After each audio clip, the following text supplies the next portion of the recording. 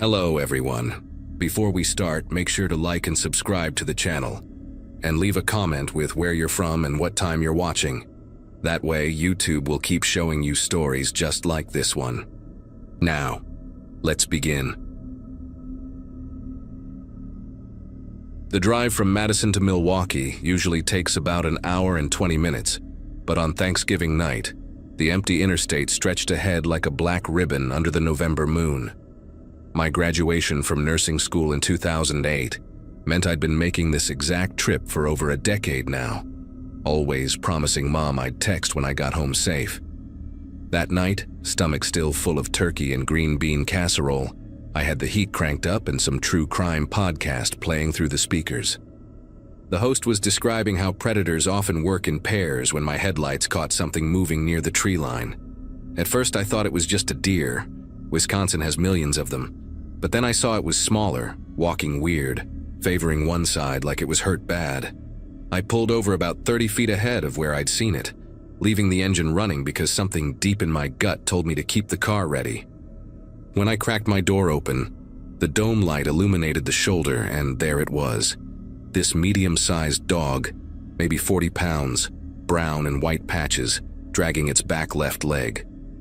Poor thing looked like it had been clipped by a car. Not bad enough to be dying, but definitely needing help. The way it whimpered when it tried to walk made my nurse instincts kick in hard. I grabbed the blanket from my back seat, the one I keep for emergencies, thinking I could wrap it up and get it to the emergency vet clinic near my apartment. The dog stayed about 15 feet away, not running but not coming closer either, just standing there shaking in the cold Wisconsin air. That's when I heard the other car approaching behind me, which wasn't unusual, except it slowed down and stopped maybe 20 feet back. No headlights though, which struck me as strange because the highway was dark as hell that night, just their parking lights glowing amber. I figured maybe they saw my hazards and thought I needed help.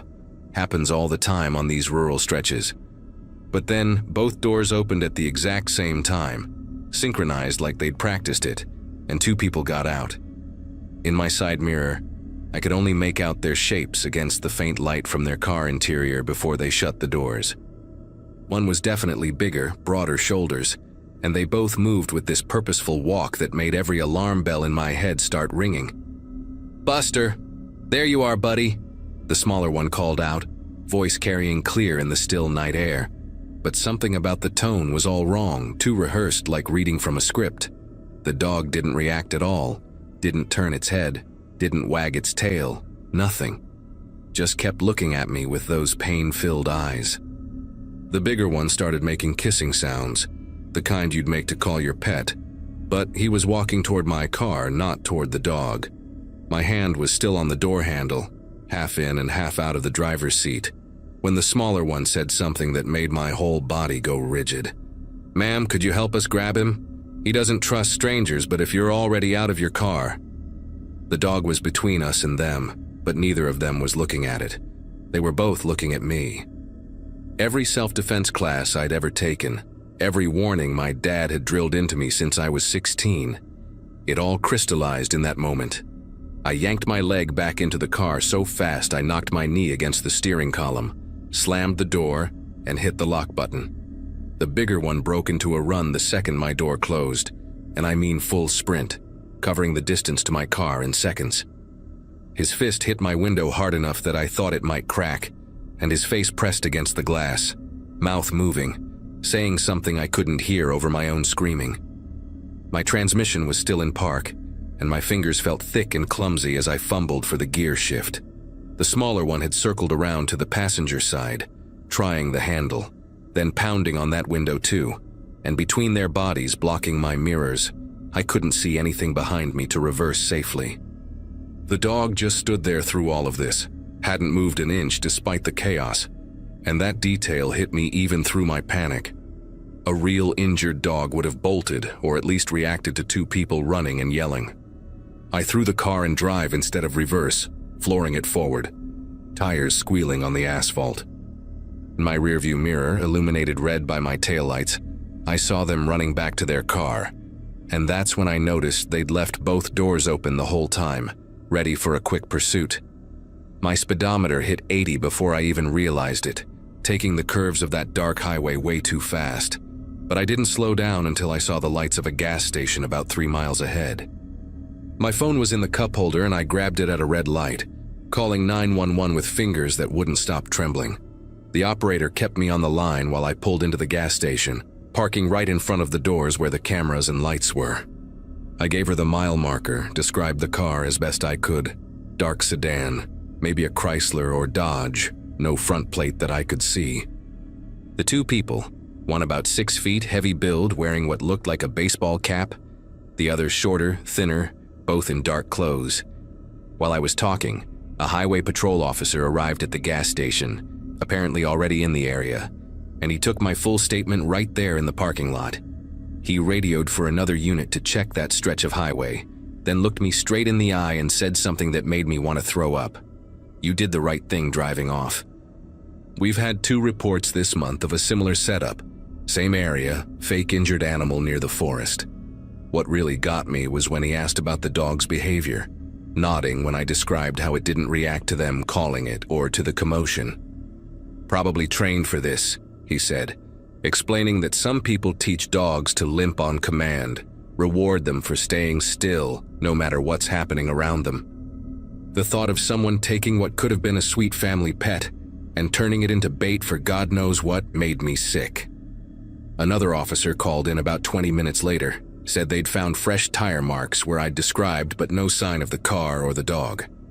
They increased patrols in that area for weeks afterward, but as far as I know, they never caught them. The officer gave me his card, told me to call if I remembered anything else or if I felt unsafe, and suggested I vary my routes home for a while. I didn't sleep that night, or the next 3 nights actually, just kept replaying every second in my mind. The way they moved in perfect coordination, how the smaller one's voice had this fake concerned quality, like someone who'd practiced the line too many times. I started researching similar incidents online and found a rabbit hole of forum posts from truckers and late-night drivers across the Midwest. Same pattern in Illinois, Iowa, Minnesota, always rural highways, always between 10 p.m. and 2 a.m., always targeting women driving alone.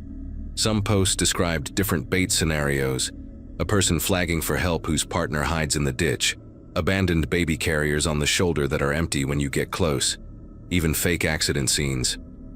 The consensus was that these operations usually involve human trafficking rings, targeting isolated victims on empty stretches where screams won't be heard and witnesses are non-existent. My mom called the next morning, casual as always, asking if I'd gotten home safe like she always did after family dinners. I couldn't bring myself to tell her what happened, just said yes, traffic was light, everything was fine. But I've told pretty much everyone else, especially women who drive alone, because that's the thing that haunts me most. If I hadn't kept my engine running, if I'd walked those extra 15 feet toward that dog, if I'd been just a little more trusting or a little less paranoid, I would have been another missing person case. They would have found my car on the side of the highway, door open, hazard still blinking, and no trace of where I'd gone. My family would have spent the rest of their lives wondering what happened between Madison and Milwaukee on a cold Thanksgiving night. The detective who followed up a week later told me something that explained why they probably chose that specific spot.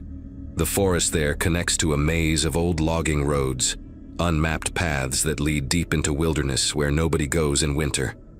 Perfect for moving vehicles unseen, for transferring victims, for making people disappear. He also mentioned that the timing wasn't random. Holiday nights when police are dealing with drunk drivers and domestic calls, when response times to rural areas are slowest. These people had clearly done their homework, studied patterns, knew exactly when and where to set their trap. The fake limp was probably practiced hundreds of times. The dog conditioned with treats and praise until it could hold that injured pose no matter what chaos erupted around it. I still drive that route to visit my parents, though now I take the longer way through town after dark, adding 20 minutes but buying peace of mind.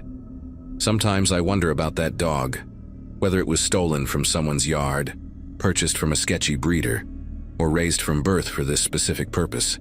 I wonder if those two people are still out there, maybe in another state now, setting up on some other dark highway with their well-trained decoy. But mostly I think about the women who might have stopped before me, the ones who didn't keep their engines running, who trusted their compassion over their instincts, the ones whose families are still searching, still hoping, still checking their phones for a text that says, "Made it home safe."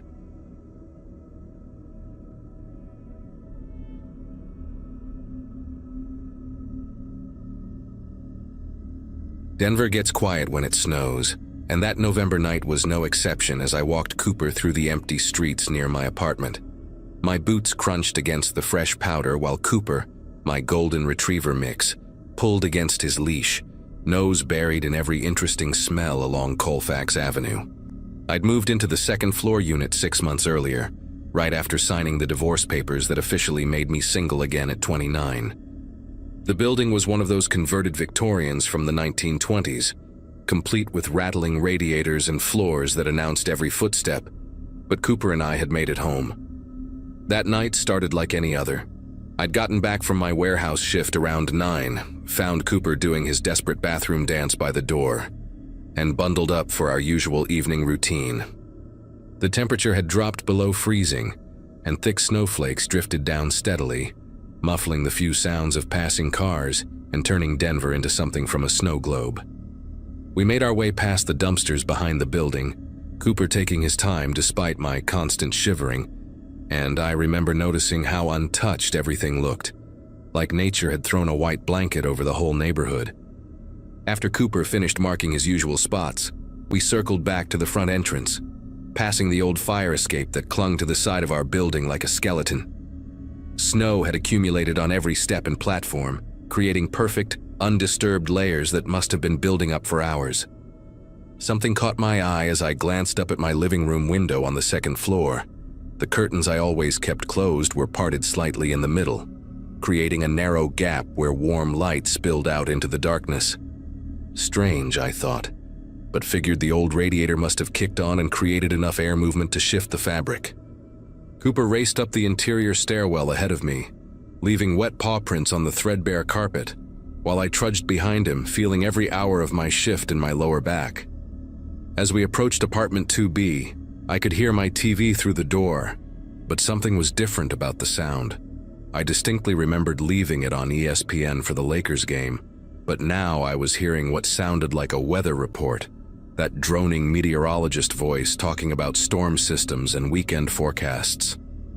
I unlocked the door and Cooper burst inside, immediately heading for his water bowl in the kitchen while I stood in the doorway, staring at the TV. The local news was on, showing some reporter standing in the snow downtown. But I knew for certain I'd been watching basketball before we left. The remote sat on the coffee table exactly where I'd left it, and for a second I wondered if maybe the cable had glitched, or the game had ended early. I kicked off my wet boots, hung Cooper's leash on the hook, and walked over to grab the remote, switching back to ESPN where the game was still going, fourth quarter with 5 minutes left. My apartment wasn't much, just a basic one-bedroom with a living room that opened to a tiny kitchen. But I'd gotten used to every sound it made, every way the floorboards creaked, and something felt different that night. The air seemed warmer than it should have been, like the heat had been running longer than the 20 minutes we'd been gone. And there was this smell I couldn't quite place, something like wet wool mixed with stale cigarette smoke. Cooper had finished drinking and was now sniffing around near the coat closet by the front door, his tail low and his body tense in that way dogs get when they sense something wrong. I walked over to pull him away, figuring maybe a mouse had gotten in through the walls again when I heard it. A cough. Not loud, kind of muffled and quick, like someone trying to hold it in, and it came from inside the closet. Every muscle in my body locked up, that primitive freeze response when your brain realizes danger before you fully process what's happening. Cooper started growling, this low rumble I'd never heard from him before, his fur standing up along his spine as he faced the closet door. The blood was pounding so hard in my ears I could barely think straight, but I managed to grab Cooper's collar and slowly back toward my bedroom, trying to remember if I'd left my phone in there, or if it was still in my jacket pocket. The closet door was one of those old accordion-style ones that never quite closed right, and through the gap at the bottom, I could see the shadow of feet. Work boots, from what I could tell, sized way bigger than mine, with snow still melting off them, creating small puddles on my hardwood floor. My brain went into this weird overdrive mode, simultaneously screaming at me to run, while also cataloging stupid details like how those puddles were going to warp the wood if they sat there too long. Cooper's growling got louder, more aggressive, and whoever was in that closet shifted their weight, making the door rattle slightly on its track. I kept backing up, pulling Cooper with me, when my hip hit the corner of the kitchen counter and knocked over the ceramic bowl where I kept my keys, sending it crashing to the floor. The sound was like a gunshot in the tense silence, and immediately I heard movement from the closet, fast and deliberate, like someone preparing to come out. Without thinking, I yanked Cooper into my bedroom and slammed the door, turning the pathetic little push-button lock that wouldn't stop anyone determined to get in. My hands were trembling so bad I could barely pull my phone from my jacket pocket, nearly dropping it twice before managing to dial 911. While the phone rang, I pressed my ear against the bedroom door and heard heavy footsteps moving through my apartment, not trying to be quiet anymore, just walking around like they owned the place. The dispatcher answered, and I whispered as clearly as I could that someone had broken into my apartment and was still there, giving my address on Colfax Avenue twice because I was so panicked I wasn't sure if I was making sense. She told me units were on the way, to stay where I was, stay on the line, but all I could focus on was the sound of my kitchen drawers being opened, the metallic sliding noise they made, and knowing exactly which drawer held my kitchen knives. The footsteps moved from the kitchen toward the hallway that led to my bedroom, slow and deliberate, and I could hear this raspy breathing that wasn't mine or Cooper's. I grabbed the baseball bat I kept beside my bed, a leftover from my softball league days, and positioned myself between Cooper and the door, trying to control my own breathing so I could hear better. The dispatcher kept asking me questions, but I could barely process them, just kept whispering that he was getting closer. Please hurry, he's right outside my door now. Then the footsteps stopped, and for maybe 10 seconds that felt like hours. There was complete silence except for Cooper's low, continuous growl, and my heart hammering against my ribs. The doorknob rattled just once, a testing kind of turn to see if it was locked, and then I heard him laugh, this quiet, raspy chuckle that made my whole body go cold. Not angry or frustrated, just amused, like this was all some kind of game to him. I heard him walk back down the hallway, and then came sounds I'll never forget. My couch cushions being moved, papers rustling, drawers opening and closing in my living room desk. He was searching for something, or maybe just going through my things because he could, because he'd been in my space while I was gone, and now felt entitled to it. The dispatcher said police were 3 minutes out, but 3 minutes feels like a lifetime when there's only a thin door and a useless lock between you and someone who broke into your home. Through the bedroom window, I could see the snow still falling steadily, the fire escape outside covered in white, just like I'd seen it from the ground, except now I realized those perfect, undisturbed layers I'd noticed earlier had been a lie. He must have brushed the snow back into place after climbing up, covering his tracks, which meant he'd put thought into this, planned it, watched me leave with Cooper before making his move. Suddenly I heard sirens in the distance getting louder, and the sounds from my living room stopped immediately.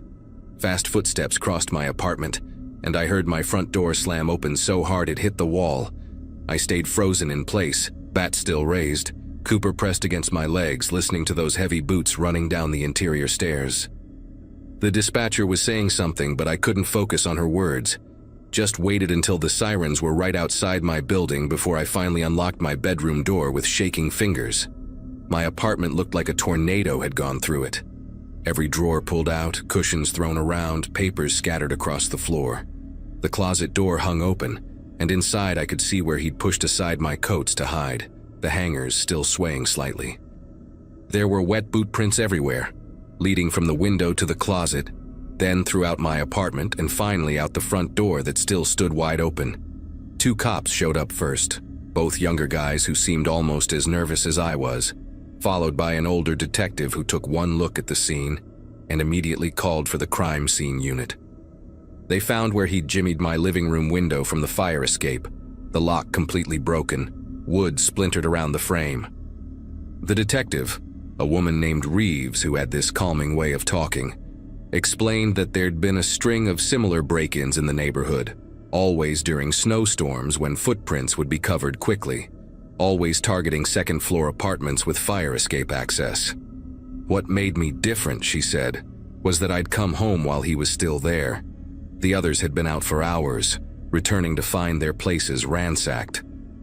They collected fingerprints from the window frame and closet door, took photos of the boot prints before they dried completely, and had me walk through to see if anything was missing. My laptop was still there, my TV, even the cash I'd left on my dresser, which made everything worse somehow, knowing he wasn't after my things but something else, maybe just the thrill of being in someone else's space. Detective Reeves found something I hadn't noticed in my panic, a half-eaten sandwich on my kitchen counter, made with my bread, my turkey, my mustard, with a bite taken out of it like he'd been having a casual lunch. Next to it was an open beer from my fridge, mostly empty, condensation still beading on the bottle. The violation of it hit me harder than the ransacked drawers. This person had made themselves at home, eaten my food, drank my beer, probably sat on my couch and watched my TV while I was walking Cooper in the snow. She bagged everything for evidence and mentioned they'd found similar scenes at other break-ins. The intruder always helping himself to food, always leaving that signature half-eaten meal behind like some kind of calling card. Cooper hadn't left my side since the police arrived, pressing against my legs whenever anyone moved too suddenly, and I knew he'd sensed the danger before I had, tried to warn me with his body language that something was wrong with that closet. They caught him 5 days later, trying the same thing 3 blocks away at another Victorian conversion. The homeowner had installed a security camera after hearing about the break-ins, and it caught him clear as day, climbing the fire escape during another snowstorm. Gregory Watts was his name, 43 years old, had been living in his car since getting evicted 6 months earlier. Detective Reeves called to tell me they'd found items from all the break-ins in his car, including a notebook where he'd written down addresses, schedules, details about the residents. My entry was there. 2B Colfax, single male, dog, walks 9:30 p.m. most nights, works late shift. He'd been watching us for weeks, learning our routine, waiting for the perfect snowy night. The court gave him 18 months and I got a victim notification letter saying he'd be eligible for parole in 9. I moved out the next month, found a place on the ground floor with better locks and no fire escape, though Cooper and I still do our evening walks. But even now, whenever it snows, whenever I come back to find something slightly out of place, a curtain shifted, or a cushion moved, I think about that cough from the closet and check every door, every window, every hiding spot before I can breathe normally again.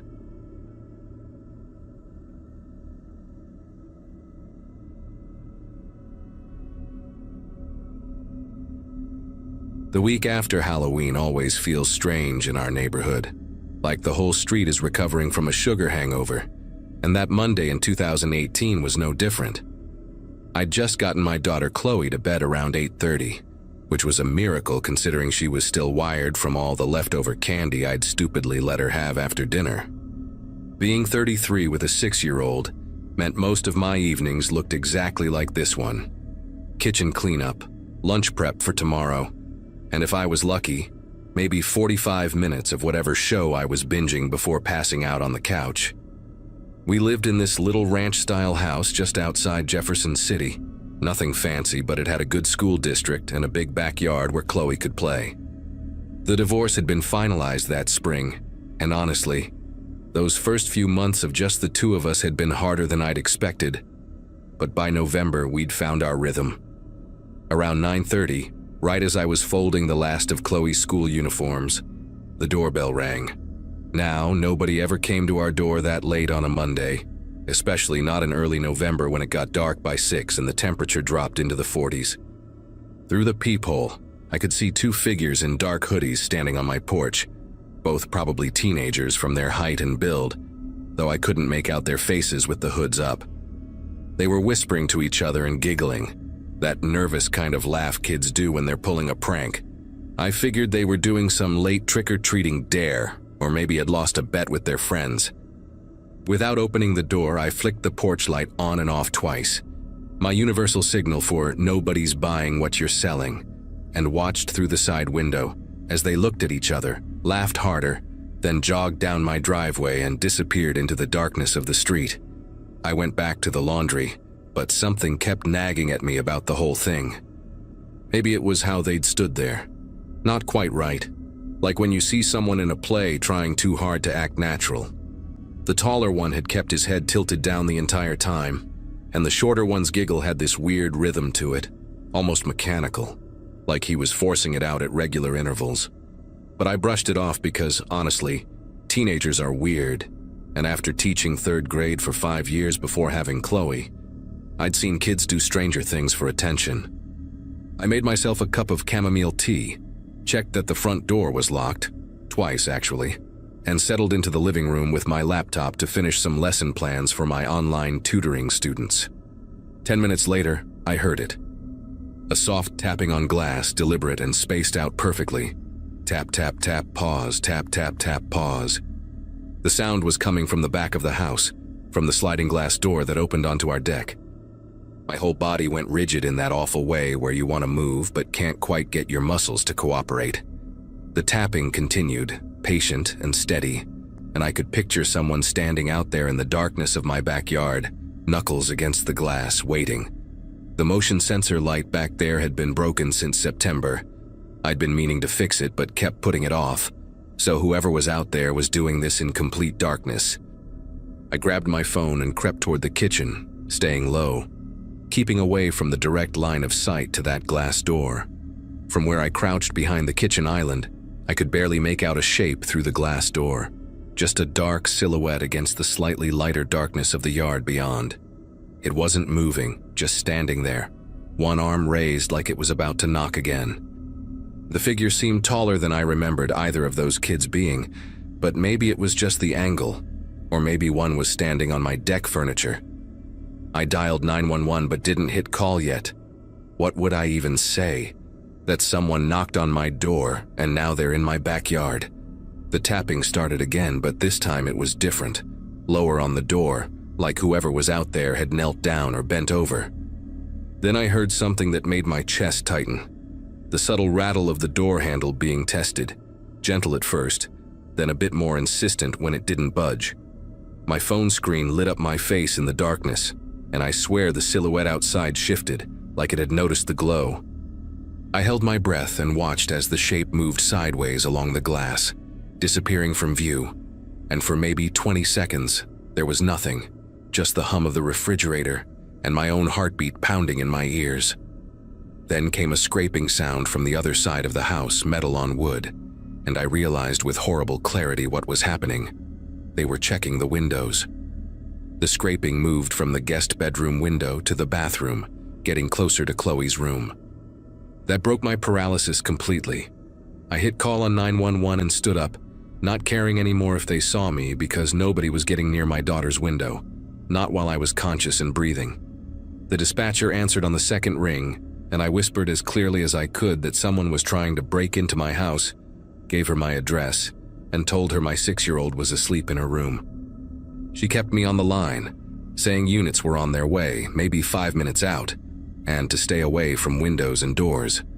But I was already moving down the hallway toward Chloe's room, phone pressed to my ear, when I heard something that stopped me cold. Laughter from outside her window, that same mechanical giggling from earlier. But now it was accompanied by a second voice, deeper, definitely adult, muttering something I couldn't make out. Through the thin curtains of Chloe's room, I could see the shadows of 2 figures right outside, and one of them was doing something to the window screen, pulling at the corner where it met the frame. I burst into Chloe's room and scooped her up while she was still half asleep, blanket and all, and carried her into my bedroom closet on the opposite side of the house. She mumbled something about a bad dream, and I whispered that we were playing a hiding game, that she needed to be super quiet like when we play hide and seek. My beautiful, trusting daughter just nodded against my shoulder and closed her eyes again. The dispatcher was still talking, but I could barely focus on her words because now I could hear them at the front door again. Not knocking this time, but doing something to the lock. A metallic scratching sound that went on for what felt like hours, but was probably only 30 seconds. Then suddenly silence. Complete, total silence. Even the dispatcher seemed to sense it because she stopped asking questions and just said, "Officers are 2 minutes out. Stay where you are." We sat in that closet, Chloe breathing softly against my neck, me trying not to hyperventilate, surrounded by the smell of my winter coats and old shoes. Then I heard something that to this day makes me nauseous when I think about it. Footsteps on the roof. Slow, careful footsteps directly above us, moving from the edge toward the center of the house. Our attic access was in the hallway ceiling, just a simple pull-down panel with a folding ladder, and I'd never even thought to check if it locked from the inside. The footsteps stopped right about where that panel would be, and I heard a creaking sound, the kind old wood makes when weight shifts on it. The dispatcher must have heard my breathing change because she whispered that officers were pulling onto my street now, 30 seconds away. The sirens came before the footsteps could move again, and immediately the sounds on the roof turned into scrambling, running, like squirrels but heavier, moving fast toward the back of the house. I heard a thump that must have been someone jumping down, maybe onto the deck, and then nothing. The dispatcher told me to stay put until the officers cleared the scene, and I held Chloe tighter, feeling her little heartbeat against mine. When the police finally gave the all clear and I carried Chloe back to her bed, she was completely asleep, unaware of how close we'd come to something terrible. The officers found footprints in the flower bed below her window.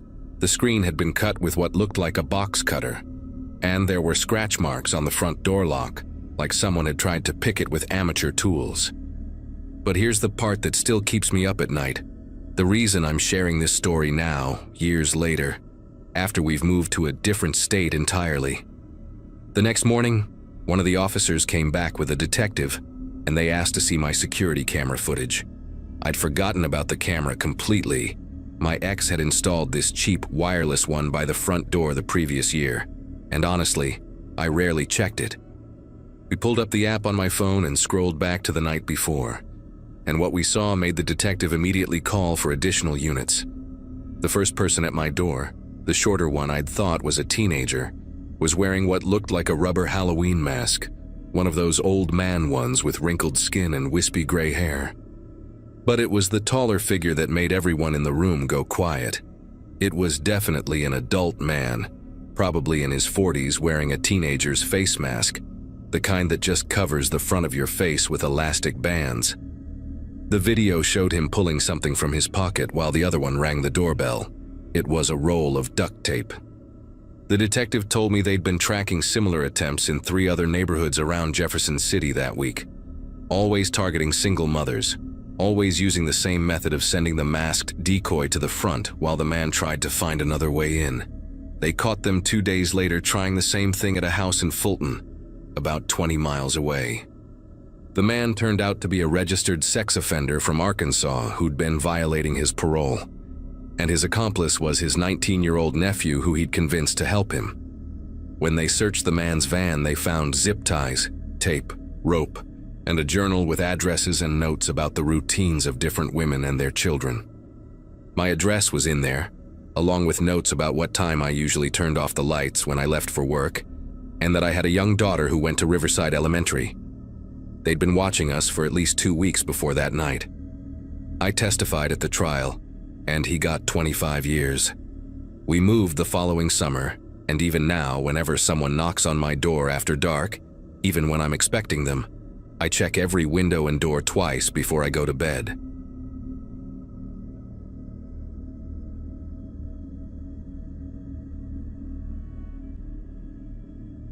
November always felt heavy in our town, like the air itself was tired from holding up all that gray sky.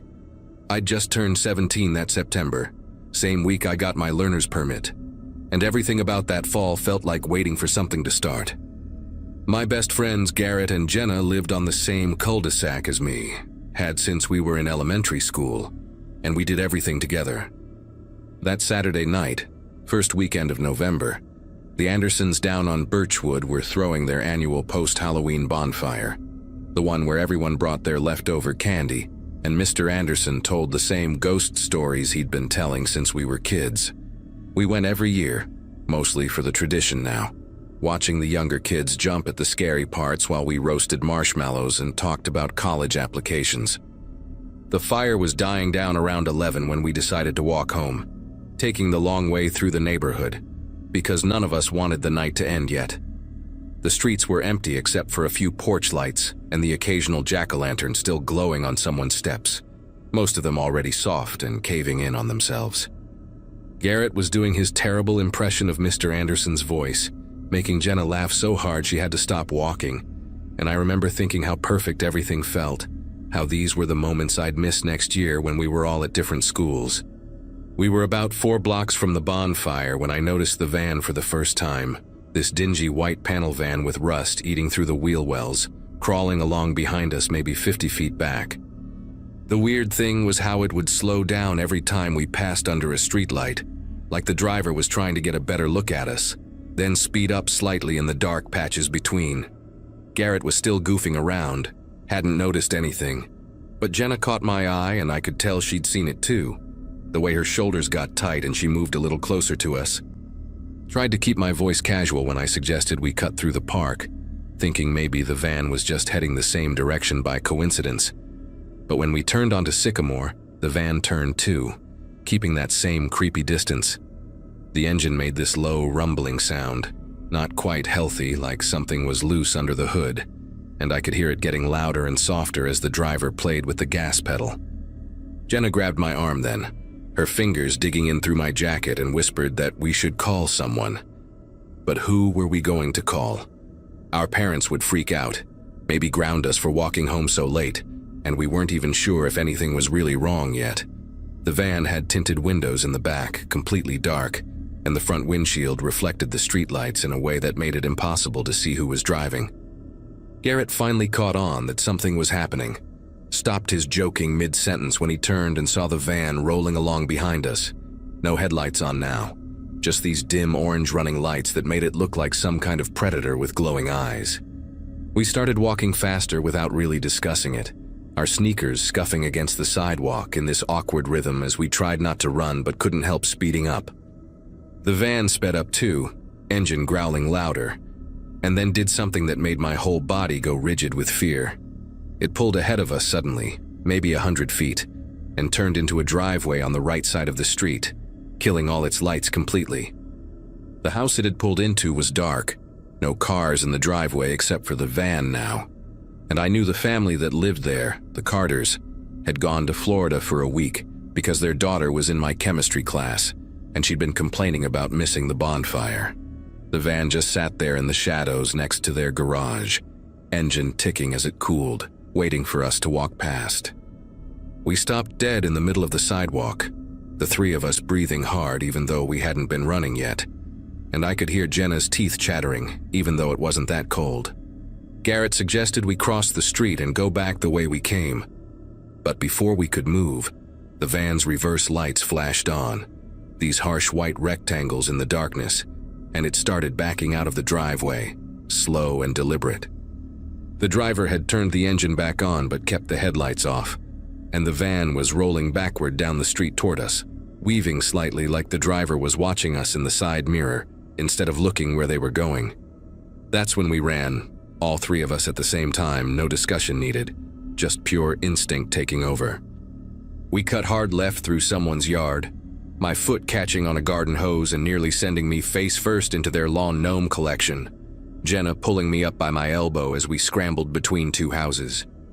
Behind us, I could hear the van's engine roar as it accelerated, tires squealing as it tried to turn around in the narrow street, and then the sound of a car door slamming that sent ice through my veins. We burst into the backyard of a house I didn't recognize, motion sensor floods blazing to life and lighting us up like we were on stage, and Garrett was already pulling out his phone, his hands fumbling with the passcode.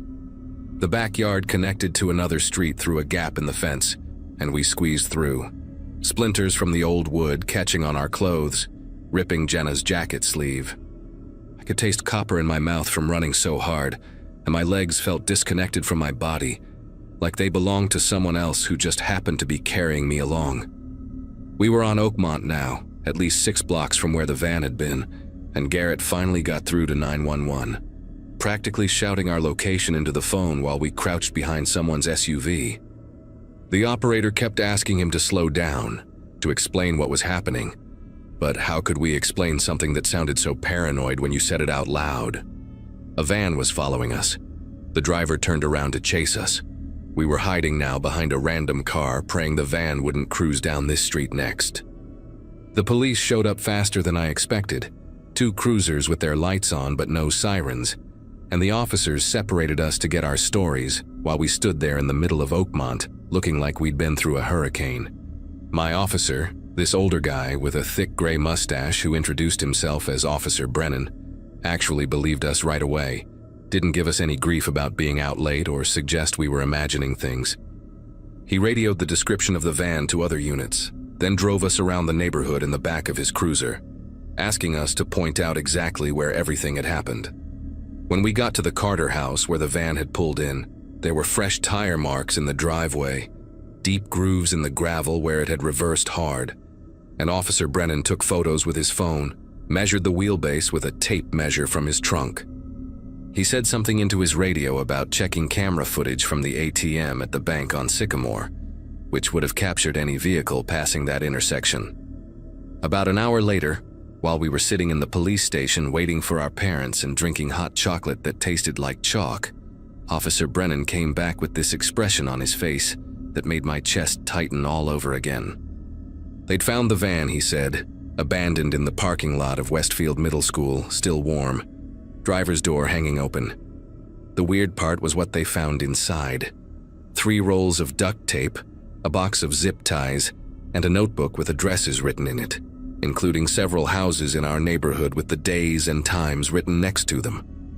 The Carter house was on the list with "out of town" written beside it, and there were notes about 3 targets, with descriptions that matched me, Garrett, and Jenna pretty well, down to Jenna's purple backpack and Garrett's varsity jacket. The van had been reported stolen from a plumbing company 2 towns over 3 days earlier, and they never found who'd been driving it that night, despite pulling prints and checking every security camera they could find.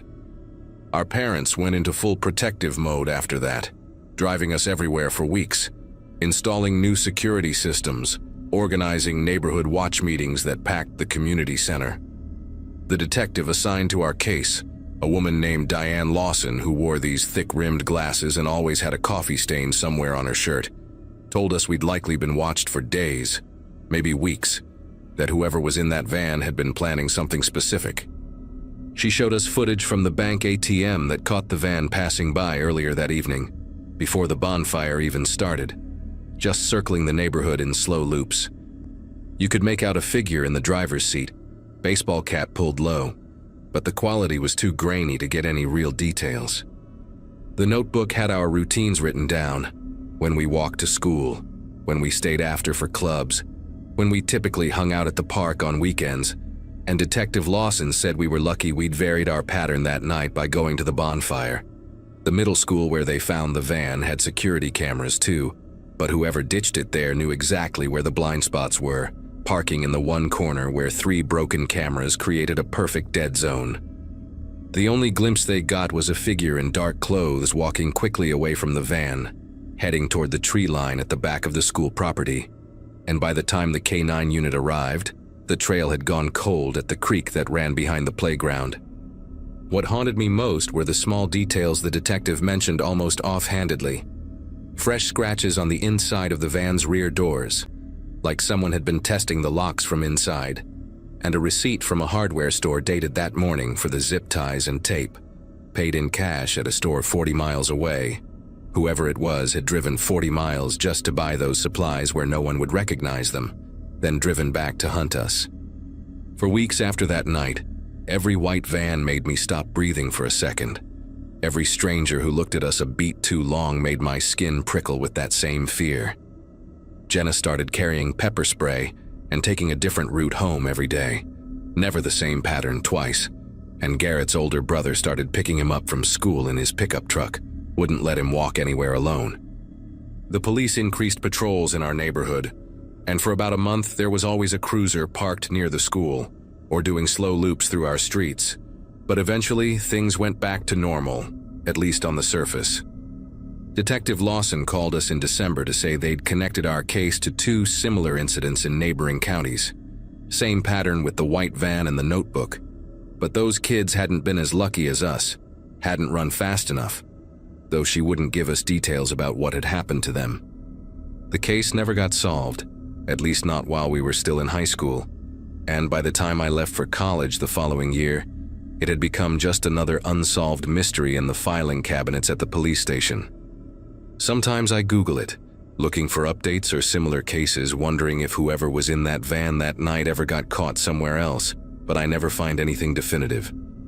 What I can't forget is that moment when the van reversed toward us in the dark, how deliberate it was, how patient they'd been watching us for weeks, learning our habits and waiting for the perfect opportunity.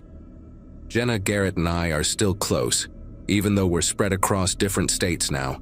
And every November when we text each other around the anniversary, none of us mentions it directly, but we all know what we're really checking on, making sure we're all still okay, still here, still running faster than whatever was chasing us that night.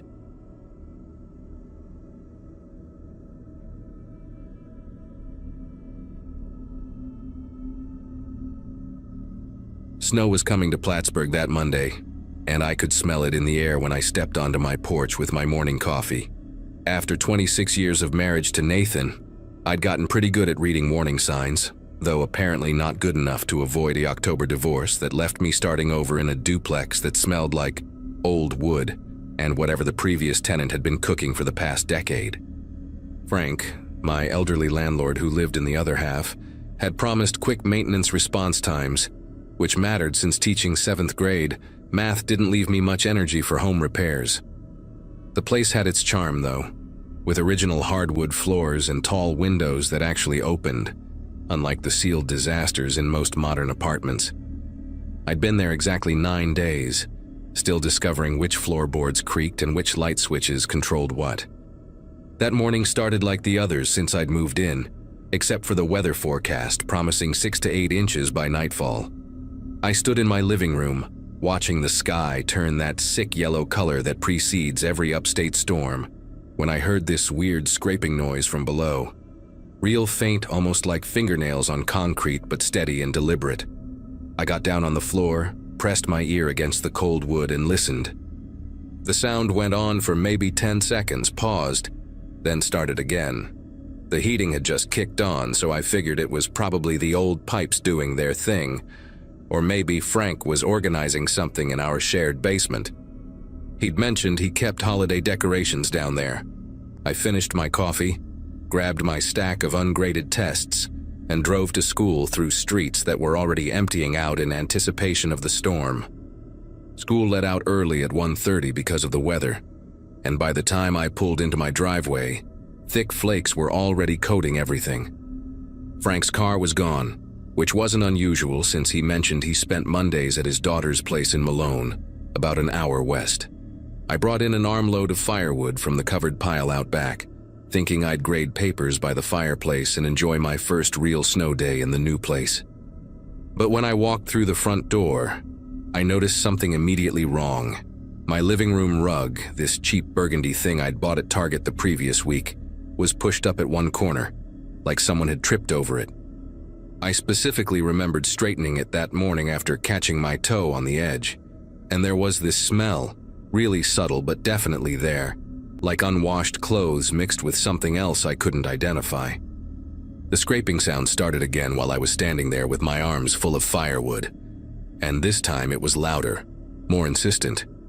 It was definitely coming from directly beneath the living room, right under where I was standing.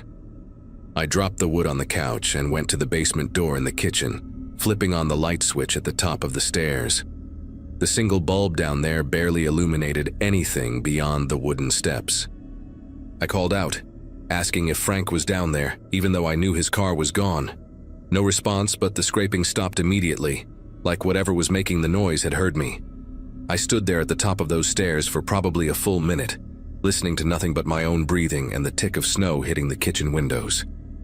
Every instinct told me not to go down there alone, but I kept thinking about how Frank would react if I called him at his daughter's house over what was probably just a raccoon or some pipes that needed adjusting. I grabbed a flashlight from the junk drawer and made my way down, each step creaking under my weight. The basement was exactly what you'd expect from a house this old. Stone foundation walls, exposed ceiling joists covered in cobwebs, and that damp earth smell that never quite goes away. Frank's half was sectioned off with a piece of plywood, and there were a few cardboard boxes labeled Xmas and Easter stacked against the divider. My side was mostly empty except for the furnace, water heater, and some old shelving units the previous tenant had left behind. I swept the flashlight beam across the floor, looking for any signs of animals or water damage that might explain the noise. That's when I noticed the coal chute door in the far corner, something I hadn't even known existed until that moment.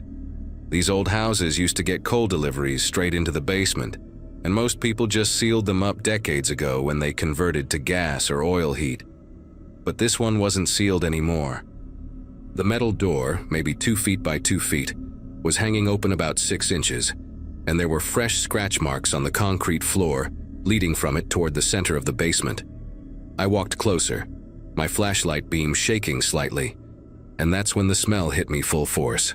Body odor, stale food, and something sickly sweet like overripe fruit. I pulled the door open wider and aimed my light inside. There was a blue sleeping bag, one of those cheap Coleman ones you can get at any sporting goods store, spread out in the crawl space beyond the chute. Empty Chef Boyardee cans were stacked neatly against one wall, along with water bottles, some still half full. But the thing that made my chest go tight was the phone charger plugged into my outlet, the cord snaking back through the opening to a spot I couldn't see. Someone had been living in my basement, probably had been there before I even moved in, and they were still coming and going through that old coal chute that opened up near the bushes on the side of my house. I backed away from the coal chute so fast I knocked over one of the empty shelving units, the metal crash echoing through the basement. My phone was upstairs, and suddenly that seemed like the stupidest thing in the world, coming down here without it. Turned to run back up the stairs and saw something that made me stop cold.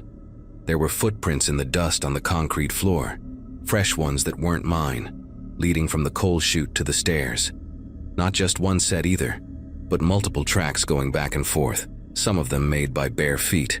The most recent ones, still sharp and clear in the dust, went right up to the basement door I'd just come through. This person, whoever they were, had been walking through my kitchen, my living room, probably standing right behind me while I slept on the couch that first week after moving in, too exhausted to make it to my bedroom. I ran up those stairs faster than I'd moved in years, slammed the basement door behind me, and dragged a kitchen chair under the doorknob. My phone was on the counter, and I called 911 with fingers that wouldn't stop trembling.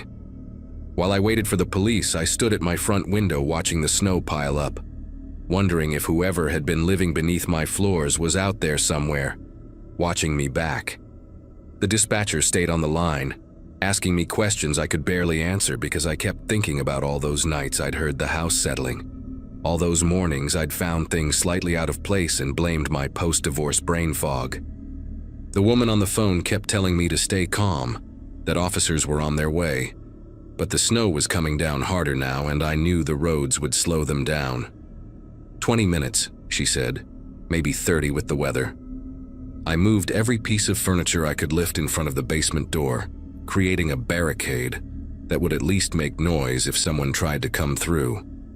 The wait felt like hours, but it was probably only 15 minutes before I heard something that made my whole body go rigid. The scraping sound again, but this time it wasn't coming from below. It was coming from outside, near the living room window, like metal against wood. I crept to the window, staying low, and peeked through the blinds. There was a man out there, skinny and hunched over, wearing a filthy green army jacket that was way too big for him. He had stringy gray hair that hung past his shoulders, and a beard that looked like it hadn't been trimmed in months. He was using something, maybe a screwdriver or a knife, trying to pry open my window from the outside.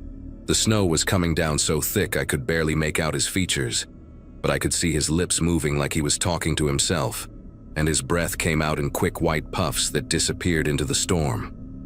When he looked up, maybe sensing me watching.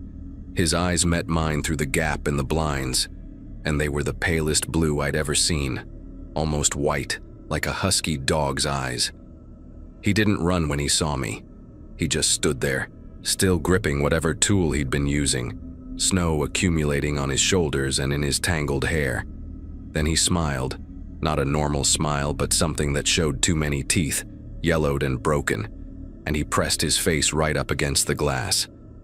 I could see dirt caked under his fingernails as he tapped on the window, 3 soft knocks like he was visiting a friend. The dispatcher was asking what was happening, but I couldn't form words. The man outside tilted his head, studying me like I was something fascinating he'd discovered, and then he spoke loud enough for me to hear through the glass. He said my name, my actual first name, clear as day. Not yelling, not threatening, just conversational, like we were old acquaintances. He knew who I was. He'd probably gone through my mail, my papers, everything I'd thrown away since moving in. He knew my schedule, when I left for work, when I came home. He'd been living underneath me, learning me, and now with the police still minutes away and the snow creating a white wall around my house, he wanted me to know that he knew. I screamed at him to get away, that the police were coming, and that seemed to amuse him because he actually laughed, this wet, rattling sound that I could hear even through the window. Then he held up something in his other hand, and it took me a second to realize what it was. My spare house key, the one I'd hidden under a decorative rock by the back door my second day there. He dangled it between his thumb and finger, making sure I could see it clearly through the falling snow, and then he walked away from the window, disappearing around the corner of the house. The dispatcher was practically yelling at me now, telling me to get to a room with a lock to barricade myself in, but all I could think about was that he had a key, had probably always had it, and every night I'd locked my doors thinking I was safe. He could have walked right in whenever he wanted. I ran to my bedroom, slammed the door, and shoved my dresser in front of it, the wood scraping across the floor just like the sound I'd been hearing from the basement. I could hear him now, the front door opening. Not forced, not broken, just the normal sound of a key turning in a lock and the door swinging open on its hinges. His footsteps were slow and deliberate on the hardwood, and he was humming something, some tune I didn't recognize. The dispatcher said the police were 3 minutes out, maybe less, but I could hear him in my kitchen now, opening drawers, looking for something. Then the footsteps came toward the bedroom, and he knocked on the door, polite as could be, and asked if I wanted to talk about the rent. The rent, like he owned the place, like I was the intruder. He said Frank had promised him he could stay, that they had an arrangement, that I wasn't supposed to be here yet. His voice was calm, reasonable even, which made it so much worse. He said he'd been waiting for the right time to introduce himself, that he didn't mean to scare me, that we could share the space if I wanted. The dresser shook as he tested the door, and I could see the wood starting to splinter near the lock. Then the sirens cut through everything, that beautiful wailing sound getting louder every second. The pressure on my bedroom door stopped immediately, and I heard his footsteps retreat fast across the living room. The front door slammed, and through my bedroom window I watched him sprint through the snow toward the tree line behind the house, that oversized army jacket flapping behind him like wings. The police found me still barricaded in my bedroom, and it took 3 officers to convince me it was safe to move the dresser. They searched the basement, documented everything. The sleeping bag, the food, a notebook filled with observations about my daily routine written in pencil, even sketches of me sleeping on the couch. They found where he'd been getting in and out through the coal chute, the outside opening hidden behind an overgrown juniper bush that Frank apparently hadn't trimmed in years. The man's name was Howard Pelletier, a local who'd been in and out of psychiatric facilities for decades. Frank's nephew recognized him from the description and said Howard used to do odd jobs for Frank years ago, back before his mental health completely deteriorated. They never caught him that night. The snow covered his tracks within an hour, and he knew those woods better than anyone, but they boarded up the coal chute, changed all my locks, and a patrol car sat outside my duplex for the next 3 nights. I moved out the following week, stayed with my sister in Albany until I found a new place, This time a modern apartment on the 3rd floor with proper locks and a security system. Frank tried to keep my security deposit, said I broke the lease, but I had a lawyer friend write him a letter that changed his mind real quick. I heard from another teacher months later that Howard turned up at a homeless shelter in Burlington when the weather got bad in January.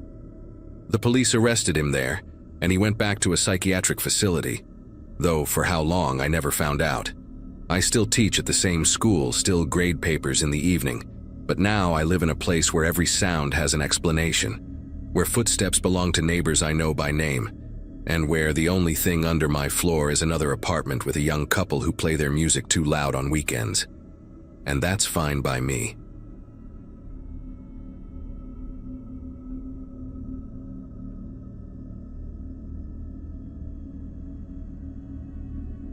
The cold had teeth that November night in Alaska, the kind that bites through 3 layers of clothing and makes your bones ache. I'd been hauling frozen seafood from Anchorage down to Fairbanks for about 6 years by then, enough runs to know every pothole and curve on the park's highway. My rig, a beat-up Peterbilt that had seen better days sometime during the Clinton administration, was parked at a pull-off near mile marker 147, one of those spots truckers use when the official rest areas are full or too far away. The heater was running on low, just enough to keep the frost from forming inside the windshield, and I'd wedged myself into the sleeper cab with my usual setup. Sleeping bag rated for -40, wool socks doubled up, and my phone charging on the little shelf I'd installed myself. Outside, the darkness was absolute, that special kind of black you only get when you're 50 miles from the nearest town, and the clouds are covering whatever stars might be brave enough to shine. I remember checking my watch right before falling asleep, one of those habits you develop when your life revolves around delivery schedules and hours of service regulations. The green digits showed 9:47 p.m., which meant I could get a solid 6 hours before I needed to start rolling again to make my morning drop-off. The last thing I heard was the tick-tick-tick of the engine cooling down, metal contracting in the cold, a sound as familiar to me as my own heartbeat. Sleep came easy that night, the exhaustion of 14 hours on icy roads pulling me under like quicksand. I'd parked here probably 30 times before, always the same spot where the ground was level enough that I wouldn't wake up with a crick in my neck from sleeping at an angle. Other truckers knew about this place too, but tonight I was alone, just my rig and the occasional groan of wind pushing against the trailer. The knocking started at 1:14 a.m. according to that same watch when I jolted awake. 3 measured raps on the driver's side window, not frantic but deliberate, like someone calmly trying to get your attention at a store counter. My first thought was another trucker, maybe somebody who'd blown a tire or needed jumper cables. Happens more than you'd think out here. I sat up in the dark, my breath fogging in the cold air, and fumbled for the little LED flashlight I keep velcroed to the wall. The knocking came again, same pattern, 3 steady knocks that echoed hollow against the glass. Through the sleeper cab's small window, I could barely make out a shape standing beside my door, just a dark outline against the darker night. The person stepped back when they saw me moving, giving me room to climb forward into the driver's seat. When I clicked on the flashlight and aimed it through the window, the beam lit up a man's face that I'll never forget. Not because it was scary or deformed or anything like that, but because it was so perfectly ordinary except for one detail. He was sweating. Here was this guy, standing in -20 weather wearing just a flannel shirt and jeans. No coat, no gloves, and there were actual beads of sweat running down his forehead. He had sandy hair cut short, maybe mid-40s, clean-shaven. The kind of face you'd see at any hardware store or gas station and forget 5 minutes later. But that sweat, it was wrong, like seeing someone sunbathing in a blizzard. He smiled when the light hit him, raised his hand in a little wave and mouthed something I couldn't hear through the glass. I cracked the window maybe 2 inches, keeping my hand on the gear shift out of habit, ready to fire up the engine if needed. "Hey there, friend," he said, and his voice was steady, casual, like we were meeting at a barbecue instead of a frozen pull-off in the middle of nowhere. "Sorry to wake you, but my car died about a quarter mile back, just around that curve. Battery's fine, engine turns over, but she won't catch. Think it might be the fuel line freezing up. Happens all the time up here, right?" He wiped his forehead with the back of his hand, and I watched the sweat immediately freeze into tiny crystals on his skin. I was wondering if you could help me push it, get it rolling downhill a bit. Sometimes that's all it takes to get the fuel flowing again. Two strong guys like us shouldn't take more than 5 minutes. His eyes never left mine the whole time he talked, not blinking much, just steady eye contact that felt rehearsed somehow. The thing about truckers is we help each other out. It's an unwritten rule of the road. I've changed more tires and given more jump starts than I can count, pulled guys out of ditches, shared food when somebody's broke down waiting for a tow. But every instinct I developed in 20 years of driving was screaming at me that something was wrong with this picture. Beyond the sweat, beyond the lack of winter clothes, there was the timing. He said his car was a quarter-mile back, but I'd been asleep for over 3 hours and hadn't heard any vehicle pass by.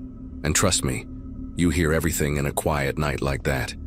The gravel crunches, the engine noise carries, especially around curves where people tap their brakes. Plus, if his car really wouldn't start, how was pushing it going to help with a frozen fuel line? That's not how engines work, and anybody who drives in Alaska knows that. "Where's your coat?" I asked through the crack in the window, watching my breath turn to ice crystals in the air between us. The question seemed to catch him off guard for just a second, his smile flickering like a TV losing signal, before coming back full strength. "Left it in the car," he said, laughing a little. "Stupid, I know, but I was so frustrated when she died that I just started walking. Figured I'd find help quick. Been walking for maybe 20 minutes now, worked up quite a sweat actually. Come on, man. I'm freezing out here despite how it looks. My wife's gonna kill me if I don't make it home tonight. Got my daughter's recital tomorrow, she's playing violin, first chair." He pulled out a wallet, started showing me a photo through the window. But in the dark, with just my flashlight, all I could see was the reflection on the plastic sleeve. I kept the window cracked, but didn't move to open the door, and I could see his patience starting to wear thin, though he tried to hide it. His jaw muscles tightened just a bit, and he shifted his weight from foot to foot, not like someone cold, but like someone getting ready for something. "Tell you what," I said, trying to sound helpful. "Let me call you a tow truck. I've got good cell signal here, and there's a 24-hour service out of Cantwell. They could be here in maybe an hour." I reached for my phone, making a show of it, but kept my eyes on him. That's when his whole demeanor changed, like dropping a mask. The friendly smile disappeared, replaced by something flat and calculating. "No need for that," he said, his voice different now, lower, more insistent. "Just need you to step out for 5 minutes. Your truck will be fine, I promise. Just need some help pushing, that's all." That's when I saw it, just a glimpse in my side mirror, movement behind my trailer, maybe 30 feet back. Another person trying to stay in the shadows, moving slowly along the passenger side of my rig. The man at my window must have seen my eyes flick to the mirror because he immediately knocked harder, trying to get my attention back. "Hey, come on, buddy, don't leave me hanging here. Alaska rules, right? We help each other out." His hand went to his pocket, and I didn't wait to see what he was reaching for. I cranked the engine, and the Peterbilt roared to life, diesel smoke billowing black in the cold air. The man jumped back from the door, and in my passenger mirror, I saw the second person sprint away from my truck, heading for the tree line. I slammed the truck into gear and hit the air release, the brakes hissing like angry snakes. The man was shouting something now, but I couldn't hear it over the engine noise, didn't want to hear it. As I pulled out, my headlights swept across the pull-off, and that's when I saw their vehicle, tucked behind a cluster of spruce trees where I hadn't noticed it before. A dark pickup truck with the engine running, exhaust visible in the cold. A third person sitting in the driver's seat. No broken down car, no mechanical trouble, just 3 people who'd been waiting in the dark for someone to stop. I gunned it onto the highway, checking my mirrors constantly for the next 10 miles, my heart hammering so hard I could feel it in my throat. My CB radio was crackling with static, and with shaking fingers I switched to channel 19, the trucker's channel, to warn anyone else who might be heading that way. The chatter on the CB that night is what really made everything sink in. About 40 minutes after I'd gotten back on the road, still jumpy at every set of headlights in my mirrors, I heard another driver, handle was Kodiak Bear, talking about something that happened at the Broad Pass rest area. maybe 15 miles from where I'd been parked. A driver had stopped to use the facilities, left his rig running like we all do in winter to keep the diesel from gelling, came back to find 2 men inside his cab. They'd beaten him pretty bad when he tried to stop them, left him on the ground with a concussion and broken ribs while they took off with his truck and $50,000 worth of electronics he'd been hauling to Fairbanks. The state troopers found the truck 6 hours later, abandoned and stripped clean off a logging road. Kodiak Bear said the driver was lucky to be alive, that the temperature had dropped to -30 that night, and if another trucker hadn't found him 20 minutes later, he would have frozen to death right there in that rest area parking lot. I made my delivery in Fairbanks the next morning, barely slept for the next 3 nights, kept seeing that sweating face at my window every time I closed my eyes. Filed a report with the troopers, described everything I could remember, but they said, without a license plate or better description of the vehicle, there wasn't much they could do. The officer I talked to, a woman who'd been working the highways for 15 years, told me I'd probably saved my own life by trusting my instincts.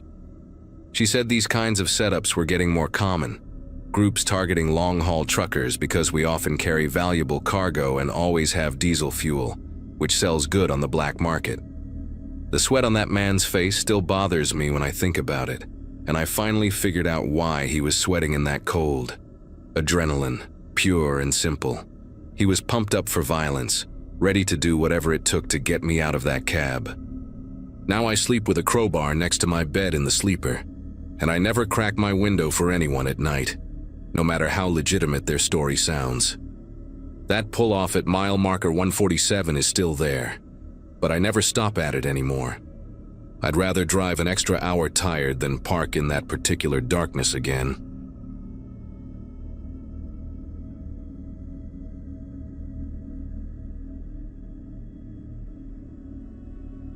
The break had been long overdue. Weeks of back-to-back meetings, constant messages, and the kind of exhaustion that makes every day blur together had started to eat away at me. When an ad for a digital detox retreat appeared on my laptop screen late one night, the idea sounded perfect. A quiet lodge tucked somewhere in the Oregon countryside. No screens, no distractions, just time to recharge. The price was low enough to make me wonder if it was some new wellness startup trying to build a reputation, but I booked it anyway. I needed silence more than I needed logic. The drive there took most of a gray November afternoon. The roads grew narrower and lonelier the farther I went, the trees swallowing what little sunlight there was. The sign for Airvale Lodge looked almost handmade, nailed to a crooked wooden post by the side of the road. When I finally pulled into the gravel lot, my phone had no signal. I took it as a good sign, a forced break from everything. The main building looked rustic, a wide porch lined with mismatched rocking chairs, and a carved wooden door that groaned when it opened. A woman in a beige uniform greeted me inside. Her voice was gentle but rehearsed, every word precise. She asked for my name, then reached out her hand and said they'd be holding on to all electronic devices for the duration of the program. Before I could protest, another staff member appeared with a tray lined with numbered envelopes. My phone went into one, sealed with a sticker that read "Serenity requires surrender." They gave me a cotton uniform and a name tag. My own name printed in bold black letters. "Participants blend better that way," the woman said with a kind of warmth that didn't invite questions. Dinner that night felt strange. Everyone wore the same pale clothes, moving quietly around the long wooden tables. No one seemed to know each other, but they acted like they did. Smiling, nodding, serving food in synchronized rhythm. The staff stood along the walls, watching, never eating. When I tried to make small talk with the woman sitting beside me, she simply said, "It's easier if you let go of words." I laughed awkwardly, thinking it was part of the retreat's minimalist philosophy, but something about her expression stayed with me through the night. The next morning began with a bell that rang through the halls at dawn. Everyone lined up in the courtyard like students waiting for roll call. The air smelled like pine and damp soil, and the mist hung low between the trees surrounding the property. A man who introduced himself only as Guide Thomas gave a short speech about releasing digital toxins and rediscovering natural rhythm. His tone was calm, but every sentence carried the kind of certainty that made me uneasy. When I asked how long the program lasted, he smiled without answering. "You will know when it ends," he said, as if it were something obvious. The day unfolded with scheduled silence and strange rituals. We had to walk in single file along forest trails, pause at marked stones, and write affirmations on paper that were later burned in a communal fire pit. Meals were timed to the minute. Every clock in the lodge showed the same hour, even though the sunlight shifted throughout the day. When I asked another participant how long she'd been there, she looked around before whispering. I stopped counting after the third sunrise. Her eyes darted to the nearest staff member. Then she smiled tightly, like she regretted saying it. By the afternoon, the sense of calm that the staff tried to impose had started to crack. I noticed people pacing near the windows or staring too long at the locked gate beyond the main courtyard. I decided to test it myself during a meditation session when everyone's eyes were closed. The gravel path leading to the exit was longer than it looked, and my steps sounded louder than they should have. When I reached the gate, a heavy chain looped through its bars. A padlock the size of my hand hung in the middle. Through the metal, I could see the empty road stretching into the trees. No cars, no signs of movement, only silence so deep it felt staged. That evening, I went to the front desk and asked for my phone. The receptionist, a young man with perfect posture and a voice too calm, checked a list behind the counter. "You signed the agreement," he said, not even looking at me. "You're here until the program ends." I asked again, louder this time, and he repeated the same line word for word as if rehearsed. A couple of staff members appeared behind him, blocking the hallway. Their faces were blank, but their stance wasn't. That was the moment I realized no one here was simply following wellness routines. They were following orders. That night, I barely slept. The lodge walls seemed thinner, the quiet heavier. From my room window, I could see the courtyard dimly lit by lanterns, shadows moving in slow, deliberate patterns. Around midnight, a low hum echoed through the trees. Not an engine or generator, but a rhythmic pulse that grew louder every few seconds. When I opened my door to listen, 2 staff members were standing at the end of the hallway, facing me. Neither spoke, but one raised a finger to his lips, motioning for silence. I shut the door and pressed my back against it, heart pounding in my chest. The following morning, the woman I'd spoken to at dinner was gone. Her bed was neatly made, her name tag missing from the wall hook. When I asked one of the cleaners where she'd gone, she replied, she completed her process. That phrase circulated throughout the day like a chant, whispered during meals, murmured by staff, written on the whiteboard in the hall. Completion is peace. By then, I understood that no one here was trying to rest or heal. They were being reshaped into something obedient. I decided to escape that night. During the final group meditation, I hid one of the metal utensils from the dining table under my sleeve. When the lights dimmed, I slipped out through a service corridor that smelled of bleach and wet wood. The kitchen door opened to the back of the property, near the same gate I'd tried before. Using the fork, I wedged the chain loose enough to slip it free of the latch. My fingers were raw, the sound of metal scraping metal slicing through the still air. For a second, I thought I heard footsteps behind me, but I didn't look back. I just ran. The road beyond the gate stretched into the forest. No lights, no signs, just endless darkness. I walked for what felt like hours until a delivery truck appeared in the distance. The driver, an older man with tired eyes, slowed down when he saw me. I told him I'd been hiking and got lost. He didn't ask questions. When I reached the nearest town, I went straight to the police. They said there was no record of a place called Airvale Lodge anywhere in the county, and no retreat registered under that name. I have searched for it online since then, and the website that first drew me in no longer exists. I still have the name tag they gave me. Plain white plastic, my name printed in black letters. Sometimes I catch myself staring at it, trying to remember the faces of the people still inside those walls. I never saw them again, but sometimes late at night, I hear that same low hum from the woods behind my apartment.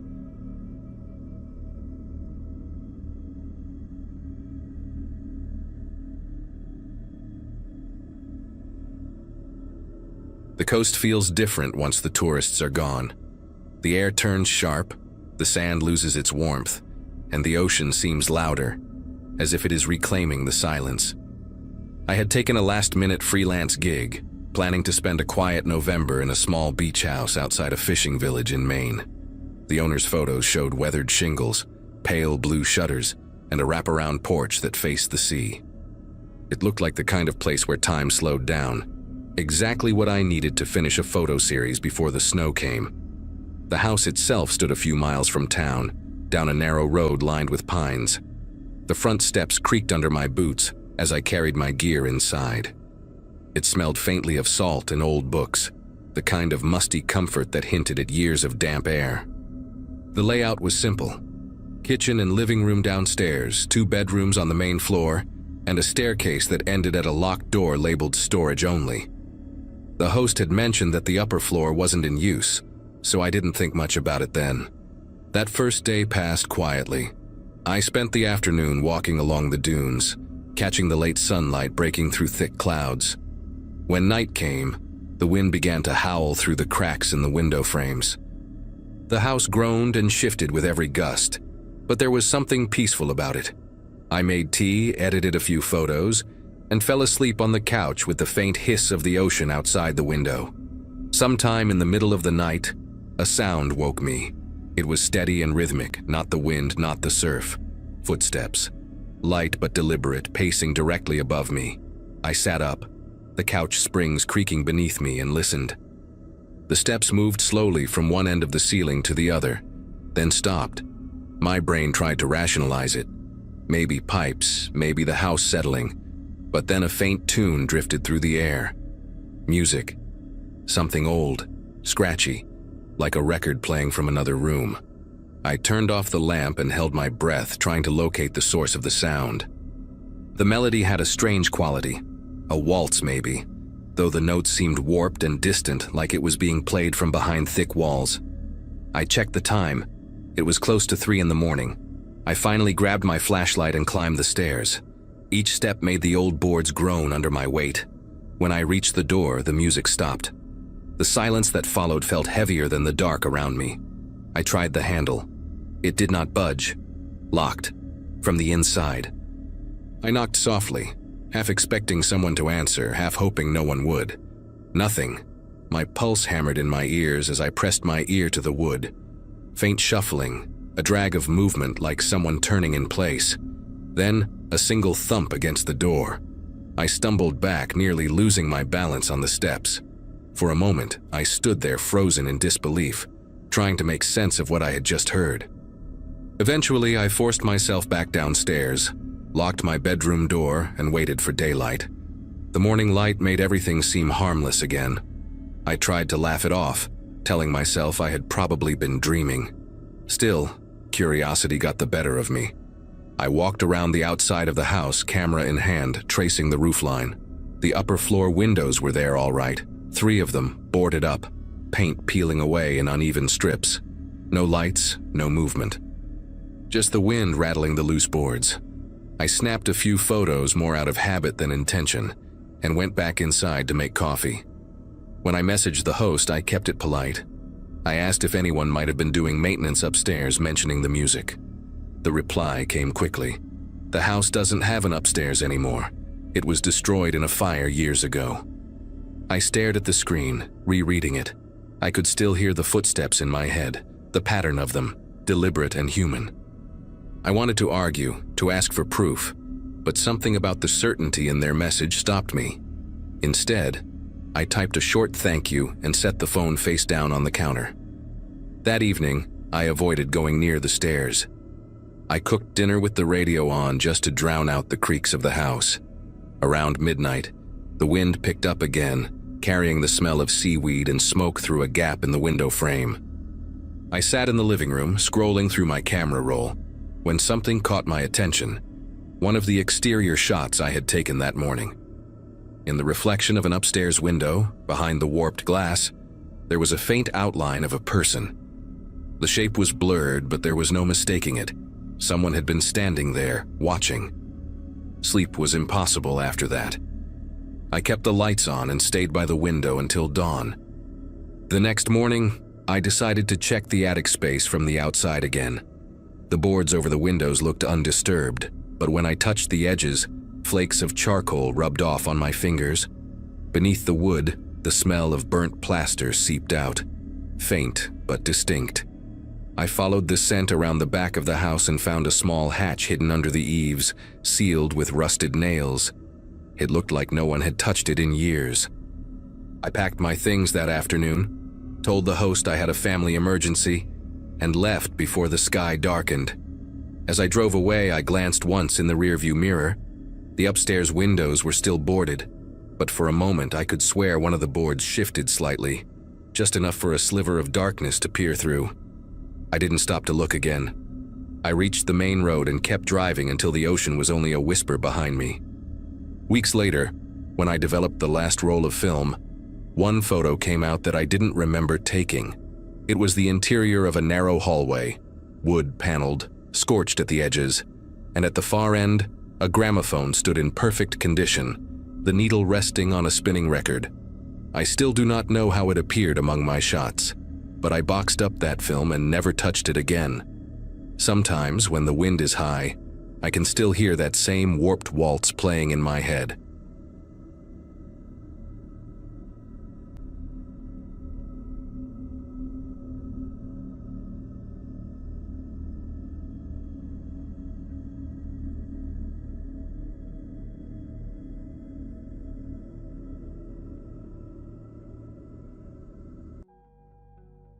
Hello everyone.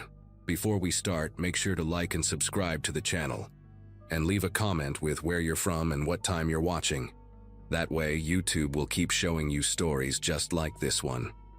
Now, let's begin. My neighborhood in suburban Houston has always thrown a block party for New Year's Eve, one of those traditions that started before anyone can remember exactly when. Cypress Glen Drive turns into this makeshift festival every December 31st, with families dragging out folding tables, coolers packed with beer and soda, and someone always hooks up speakers to blast music from their garage. At 34, having lived on this street since my divorce 3 years prior, I had seen my share of these gatherings. Most years they went smoothly enough. Kids running around with sparklers, adults getting progressively louder as midnight approached, the occasional Roman candle lighting up the sky. The party in 2018 started exactly like all the others. My daughter Mackenzie was staying with her father that week, so I walked down alone around 9, carrying a tray of deviled eggs nobody would eat, and a bottle of wine I fully intended to finish myself. The air smelled like charcoal and sulfur already, that familiar combination of backyard grilling and early fireworks that somehow always made me feel nostalgic. The Castillo family had set up their usual spot 3 houses down from mine, their driveway transformed into a small-scale carnival with string lights and a bounce house for the younger kids. Roberto Castillo, a broad-shouldered contractor in his 50s who had lived on the street longer than anyone, was manning the grill like he did every year. His wife Elena handed me a paper plate loaded with carne asada before I could even say hello. The crowd was typical for our block, maybe 60 or 70 people spread across 3 or 4 connected driveways. Some faces I recognized from years of these parties, others belonging to relatives or friends visiting for the holiday. I found a spot near the Nguyens garage where a group of women around my age had gathered with lawn chairs and wine glasses. We talked about nothing important, work complaints, holiday travel disasters, whose kids were doing what. Across the street, I noticed a cluster of younger guys, maybe early 20s, gathered around a pickup truck I did not recognize. They were loud, already drunk from the way they swayed and laughed at everything. One of them kept opening the truck bed and rummaging through something, but from where I sat, I could not see what they had back there. Around 10:30, the fireworks started picking up. Nothing unusual at first. Bottle rockets, sparklers, those little tanks that roll across the pavement shooting sparks. A few of the dads had pooled money for a proper fireworks display, the kind you buy from those pop-up tents along the highway, and they were setting them up in the middle of the cul-de-sac where the pavement widened. Roberto walked over to supervise, making sure they positioned the mortars correctly in their tubes. I remember thinking how careful they were being, angling everything away from the houses and cars, keeping the kids back behind an invisible line everyone seemed to understand. The first few big ones went up beautifully, exploding in red and gold bursts that made everyone cheer. The children screamed with delight, covering their ears between explosions. For maybe 20 minutes, everything was exactly what a neighborhood celebration should be.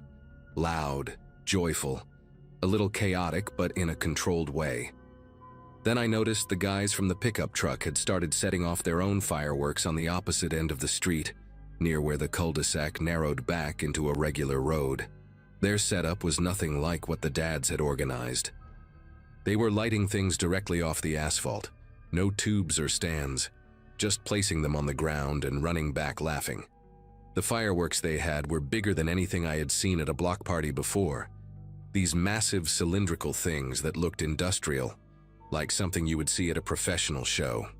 One of the women next to me, a nurse named Gloria who lived 2 doors down from me, squinted at them and said something about how those did not look legal. I shrugged it off at the time, figuring young guys always wanted to show off with bigger explosions. The first few they lit went up fine, though they climbed higher and exploded louder than the ones our neighbors were using. Car alarms started going off down the street from the concussive force.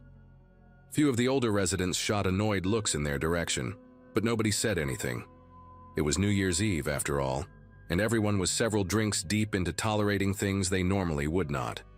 I watched one of them, a skinny guy with a shaved head and a Dallas Cowboys jersey, pull out something from the truck bed that was easily 3 feet tall.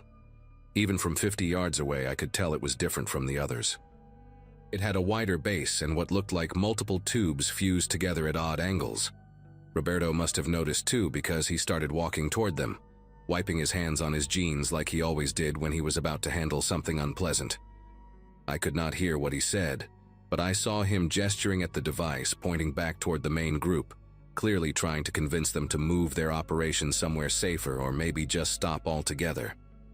The skinny guy in the Cowboys jersey laughed and clapped Roberto on the shoulder like they were old friends, though I knew for certain Roberto had never seen these people before tonight. Another one of them, a heavier guy with a thick beard and a camouflage jacket, stepped between Roberto and the firework and said something that made the whole group crack up. Roberto stood there for a moment, hands on his hips, then shook his head and walked back toward us. When he passed by the Nguyen's driveway, I heard him mutter something in Spanish to Elena, and her face went tight with worry. She started gathering the smaller children, guiding them toward the Castillo's backyard where the bounce house was, away from the street.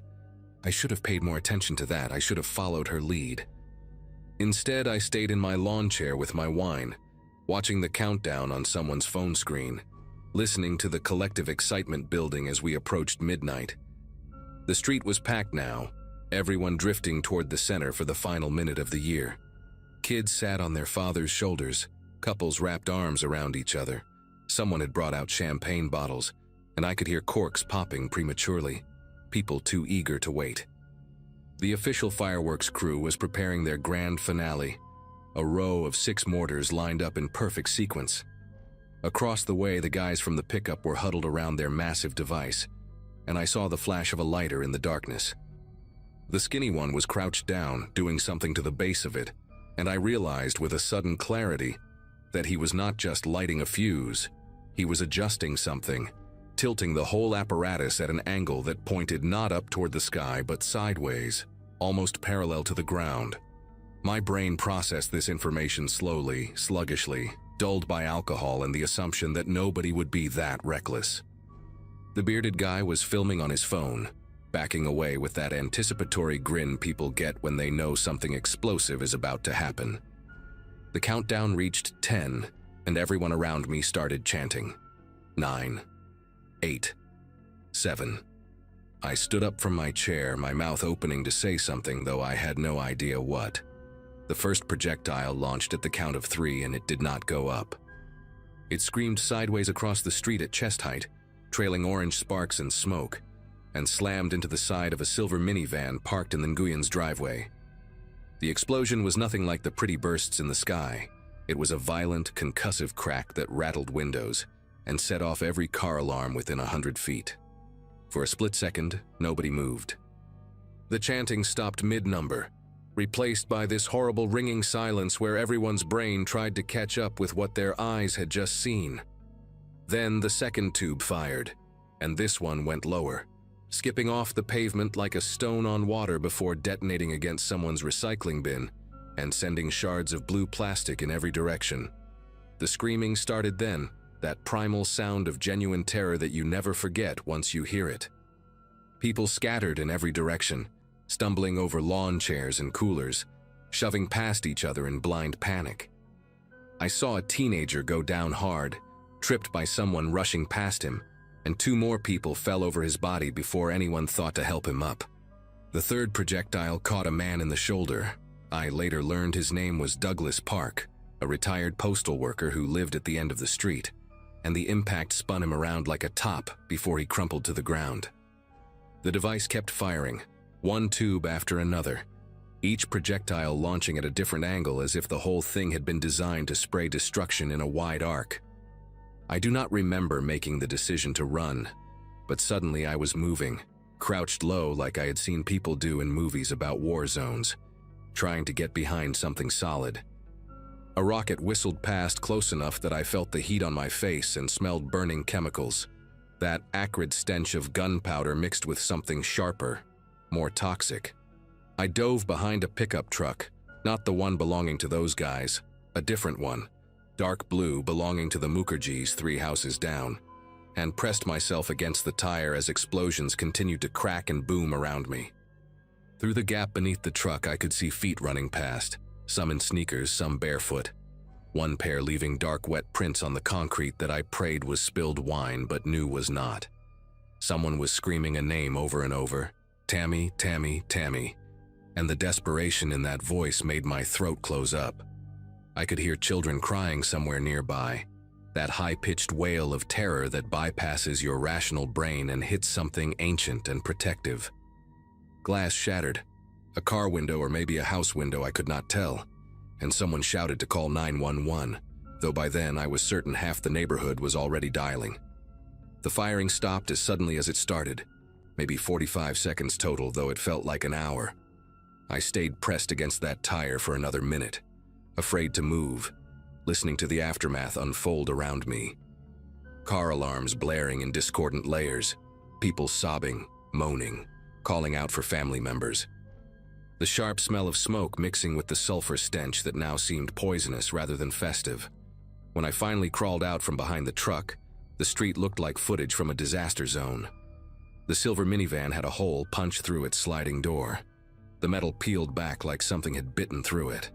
Lawn chairs were scattered and overturned, coolers dumped on their sides with ice and cans spilling across driveways. I saw a woman sitting on the curb holding a bloody towel to another woman's head, both of them shaking so hard, the towel kept slipping. Roberto was already at Douglas Park's side, pressing his hands against the man's shoulder while Elena screamed into her phone at a 911 dispatcher. The retired postal worker was conscious but pale, his lips moving without sound, his eyes fixed on the sky like he was watching something the rest of us could not see. A dark stain spread beneath him, soaking into the concrete, and I had to look away before my legs gave out. The guys from the pickup truck were gone. I do not know exactly when they left, during the chaos or immediately after, but when I looked toward where they had been standing, the space was empty.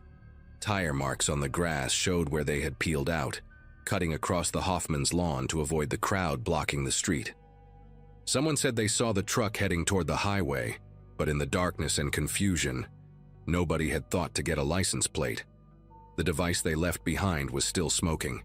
This twisted metal thing that looked like it had been welded together in someone's garage, amateur and malicious. Later, the police would tell us it was a homemade multi-shot mortar, modified to fire horizontally rather than vertically, the kind of thing people built to cause maximum damage. They found traces of accelerant packed around the charges, designed to make the explosions bigger, hotter, more destructive. These were not idiots who made a mistake.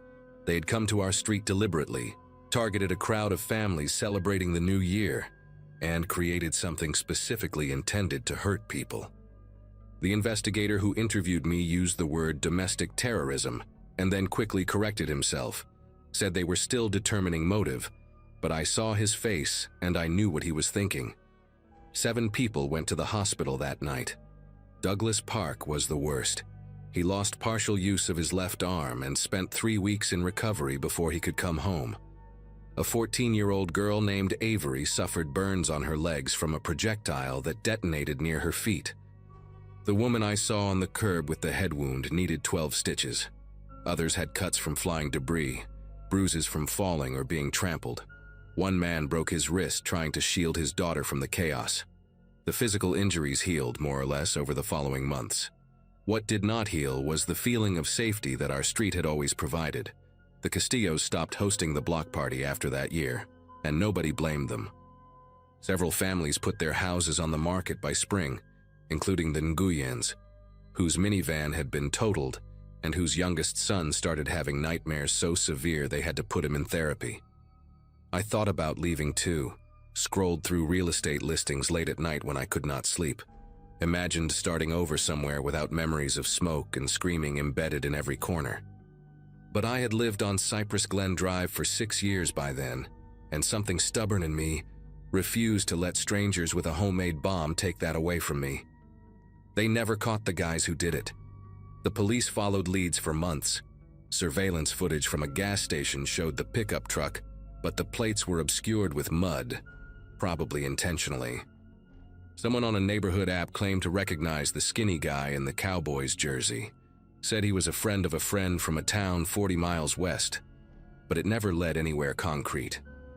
The working theory was that they had chosen our street randomly, just a target of opportunity. A crowd of people gathered in one place where they could test their creation and disappear into the new year. Maybe they wanted to see what their device could do. Maybe they hated something about our neighborhood, our families, our celebration. Maybe they were just the kind of people who find pleasure in chaos and suffering, and happened to pick us that night. I still do not know, and 6 years later, I have accepted that I probably never will. What I do know is that I flinch at every firework now, even the small ones, even the legal sparklers my daughter waves around on the 4th of July. I know that Roberto Castillo still walks with a slight limp from where he twisted his knee running toward Douglas Park that night. I know that somewhere out there, 3 or 4 young men are living their lives, maybe telling the story at parties like it was some wild adventure, never once thinking about the 14-year-old girl with scars on her legs, or the little boy who cannot sleep without a light on.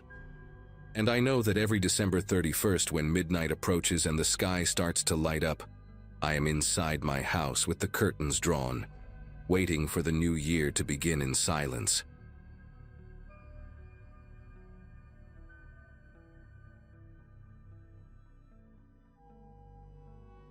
Every time someone pops a champagne bottle near me, I flinch.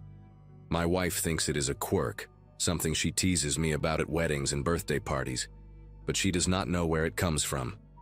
She does not know about Corey, about that house in Tucson, about the longest 6 hours of my life. Corey and I met during a summer internship at an architecture firm right after I finished college. He was funny, easygoing, the type of guy who made everyone feel comfortable in a room. We stayed in touch over the years, grabbing beers when our schedules aligned, texting each other memes at 2 in the morning. When he bought his first house and invited me to his New Year's Eve party, I did not think twice. I drove down from Phoenix on a Wednesday afternoon, windows down, radio blasting, genuinely excited to see my old friend. If someone had told me what was waiting at the end of that night, I would have turned my car around and never looked back. The party started around 9, and by 10 the house was packed with people I had never met. Corey introduced me to a few of his co-workers, a couple of neighbors, and his girlfriend Vivian, a soft-spoken woman with kind eyes who worked as a nurse. The living room smelled like cinnamon candles and cheap beer, and someone had taped a hand-drawn banner above the television that read, "New Year, New Us," in glittery letters. I spent most of the night hovering near the snack table, making small talk with strangers, and watching the clock inch toward midnight. When the countdown finally hit 0, everyone cheered and hugged, And I remember thinking this was exactly the kind of night I needed. Simple, warm, surrounded by good energy. By 1 in the morning, most guests had called their Ubers. By 2:30, only 3 of us remained. Me, Corey, and a guy named Trent, who passed out on the couch with his shoes still on. Vivian kissed Corey goodbye around that time, saying she had to be at the hospital by 6. I told Corey I would help him clean up before heading to my hotel. He thanked me, handed me a garbage bag, and locked the front door behind Vivian. I did not think anything of it at the time. We worked in comfortable silence for a while, tossing cups and napkins into trash bags, wiping down the kitchen counter, stacking dirty plates in the sink. Trent was snoring on the couch, dead to the world, and Corey joked that we should draw something on his face with a marker. I laughed and told him that was cruel, and he shrugged with that familiar grin of his. Around 3:30, I started feeling the exhaustion hit me. My eyes were heavy, my legs ached from standing all night, and the alcohol had worn off enough that I just wanted to crash at my hotel. I told Corey I was going to head out, that we had made good progress and he could finish the rest in the morning. He was in the kitchen at the time, his back to me, rinsing a glass under the faucet. He did not respond right away. The water kept running, and I stood there waiting, thinking maybe he had not heard me. Then he turned off the faucet, set the glass down slowly, and turned to face me with an expression I had never seen on him before. His eyes were flat, empty, like someone had switched off a light behind them. He asked me why I was in such a hurry to leave. His voice was calm, but there was something underneath it, something tight and coiled. I told him I was just tired, that I had a long drive back to Phoenix in the morning and wanted to get some sleep. He nodded slowly, wiping his hands on a dish towel, but he did not move from where he was standing. The kitchen suddenly felt smaller than it had all night. He asked me if I remembered a party we went to back in college, some house party near campus where a bunch of us got too drunk and made fools of ourselves. I said yeah, vaguely, not really sure where he was going with this. He told me that night had changed everything for him, that something happened and I was part of it. I had no idea what he was talking about. I told him I did not remember anything unusual, that it was just another college party. He stared at me for a long moment, then let out this short, bitter laugh that made the hair on my arms stand up. He said I was lying. He said I had always been a liar. I tried to keep my voice steady, told him I genuinely had no clue what he was referring to, that maybe he was confusing me with someone else or misremembering something. He shook his head, slow and deliberate, like a teacher disappointed in a student who keeps giving the wrong answer. He said he had been waiting years to have this conversation, that he had replayed that night in his head 1,000 times, and he knew exactly what happened. According to him, I had humiliated him in front of a girl he liked, said something cruel that made her laugh at him, and ruined his chance with her forever. I racked my brain trying to recall anything like that, any moment where I might have crossed a line, but I came up empty. College was a blur of classes and parties and late nights. I could barely remember what I ate for dinner last week, let alone some random interaction from over a decade ago. I told him that even if something like that did happen, I was sorry, that I never meant to hurt him. He tilted his head slightly, studying my face like he was searching for something. Then he told me my apology meant nothing. That sorry was just a word people used when they got caught. I glanced toward the living room, hoping Trent might have woken up, but he was still sprawled on the couch, dead asleep. The house was silent except for the hum of the refrigerator and the occasional creak of the walls settling in the cold desert night. I told Corey I was going to leave, that we could talk about this some other time when we were both rested and sober. I took a step toward the front door and he moved with me, positioning himself between me and the hallway. It was subtle, almost casual, but deliberate enough that I noticed. My keys were in my jacket pocket, and my jacket was hanging on a hook by the front door, behind him. He asked me where I thought I was going. His tone had shifted again, lighter now, almost playful, but there was no warmth in it. I told him I was leaving, that this conversation was getting weird, and I did not want to say something I would regret. He smiled then, but it was the kind of smile that does not reach the eyes, the kind that makes you realize you have been reading someone wrong for a very long time. He told me to sit down, that we were not finished talking. I said no. I said I was done with this conversation, and I started walking toward the hallway anyway. He grabbed my arm, not hard but firm enough to stop me in my tracks. His grip was steady, controlled, like he had practiced this moment. I pulled away and told him not to touch me, and something flickered across his face, a flash of anger that disappeared as quickly as it came. He raised both hands in mock surrender, took a step back, and told me I was free to leave whenever I wanted. But then he added that it would be a shame if something happened to my car. I asked him what that meant. He shrugged and said the neighborhood could be rough at night, that people got their tires slashed all the time, windows smashed, that kind of thing. He said it so casually, like he was commenting on the weather. I realized then that this was not a drunk friend being emotional. This was something else entirely. He had planned this, waited for the house to empty, waited for Vivian to leave, waited until it was just the two of us and a guy unconscious on the couch who would not wake up if the ceiling collapsed. I tried to stay calm, tried to think clearly. My phone was in my back pocket and I considered calling someone, but who would I call at 4 in the morning? The police? And tell them what? That my friend was being weird and would not let me leave?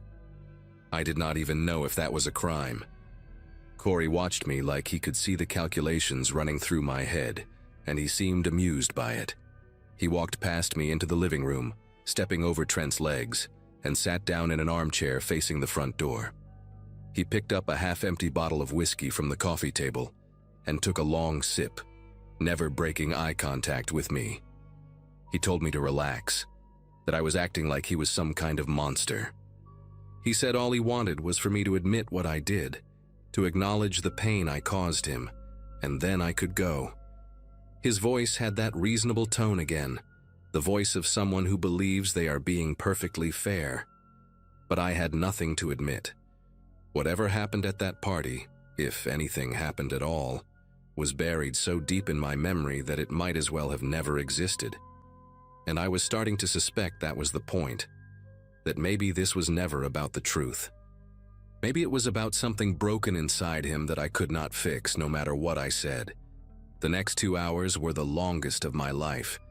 Corey talked and talked, circling back to the same accusations, the same story about that college party, adding new details each time like he was building a case against me in real time. Sometimes he was calm, almost philosophical, musing about how people wear masks and hide their true selves. Other times his voice would spike with anger, and he would lean forward in that armchair like he was about to launch himself at me.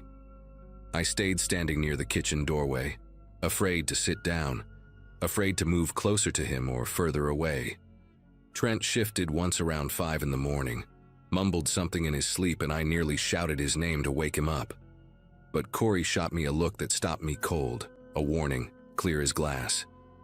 He told me that Trent had taken some pills earlier, something to help him sleep, and he would not be waking up for a while. The way he said it made me wonder if Corey had given them to him on purpose, slipped something into his drink. I had no proof, but the thought lodged itself in my brain and would not leave. Around 6 in the morning, pale light started creeping through the blinds. I could hear birds outside, the distant sound of a car engine starting somewhere down the street. The world was waking up, and I was still trapped in that living room with a man I no longer recognized. Corey had grown quieter over the past hour, staring at me with this unsettling patience, like he had all the time in the world. I told him that people would start wondering where I was, that I was supposed to check out of my hotel by 11, that my girlfriend expected me to call her in the morning. He asked me if I was threatening him. I said no, I was just stating facts. He stood up slowly, set the whiskey bottle down on the coffee table, and walked toward me. My whole body tensed. He stopped about 2 feet away, close enough that I could smell the alcohol on his breath, and he told me that I had ruined his life once before, and he was not going to let me do it again. His voice cracked when he said it, and for a split second I saw something underneath all that anger, something raw, something wounded, but I could not afford to feel sorry for him. Not when he was standing between me and the door, not when I did not know what he was capable of doing next. What saved me was Trent. At around 6:30, He finally stirred on the couch, groaning and rubbing his eyes like a man clawing his way out of a coma. Corey turned his head toward the sound, just for a second, and in that moment I made my decision. I moved fast, faster than I knew I could, shoving past him and grabbing my jacket from the hook by the door. My keys jangled in the pocket as I fumbled with the deadbolt, my fingers clumsy with adrenaline. Corey shouted something behind me, but I did not stop to listen. I yanked the door open and stumbled into the cold morning air, the desert sunrise painting the sky in shades of orange and pink. I ran to my car parked on the street, got in, locked the doors, and started the engine. My heart was pounding so hard I could feel it in my throat. I looked back at the house and saw Corey standing in the doorway, silhouetted against the light from inside. He did not chase me. He just stood there, watching, his arms hanging loose at his sides. Trent appeared behind him a moment later, looking confused, and I pulled away from the curb before either of them could take another step. I drove straight back to Phoenix without stopping. I did not check out of my hotel. I left my bag there, clothes and toiletries I never went back for. My girlfriend asked me what happened when I got home, why I looked so pale, why I would not stop pacing around the apartment. I told her some of it, not all of it, because I did not know how to explain the parts that did not make sense even to me. I blocked Corey's number that same day. He tried reaching out a few times through mutual friends over the following months, leaving messages that ranged from apologetic to angry, but I never responded. I still do not know what really happened at that college party, if anything happened at all. Part of me wonders if he invented the whole thing, constructed a grievance out of thin air to justify something darker inside himself. I think about Trent sometimes, wonder if he ever realized what was happening that night, if Corey ever turned that same energy on him. I moved to a different city a year later, partly for work, partly because I could not shake the feeling that Corey might show up at my door one day. He never did, but every New Year's Eve, when the clock strikes midnight and the champagne corks start popping, I am back in that kitchen, watching my friend's face transform into something I did not recognize, realizing too late that some people carry wounds so deep they become weapons.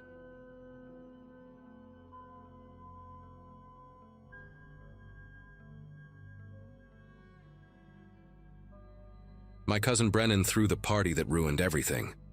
December 31st, 2023, at his place in Fairview Heights, Illinois, one of those suburban houses with the finished basement and the big backyard. He had just turned 40 and was going through some midlife crisis thing, wanting to prove he could still throw a rager like we did back in college. I graduated in 2015, so I was at that age where house parties felt kind of juvenile, but Brennan insisted. He posted the invite on 3 different social media platforms, which was the first mistake. The more the merrier, he kept saying when I told him that was a bad idea. By 10 that night, there were already over 100 people crammed into that house, and I swear I recognized maybe 20 of them.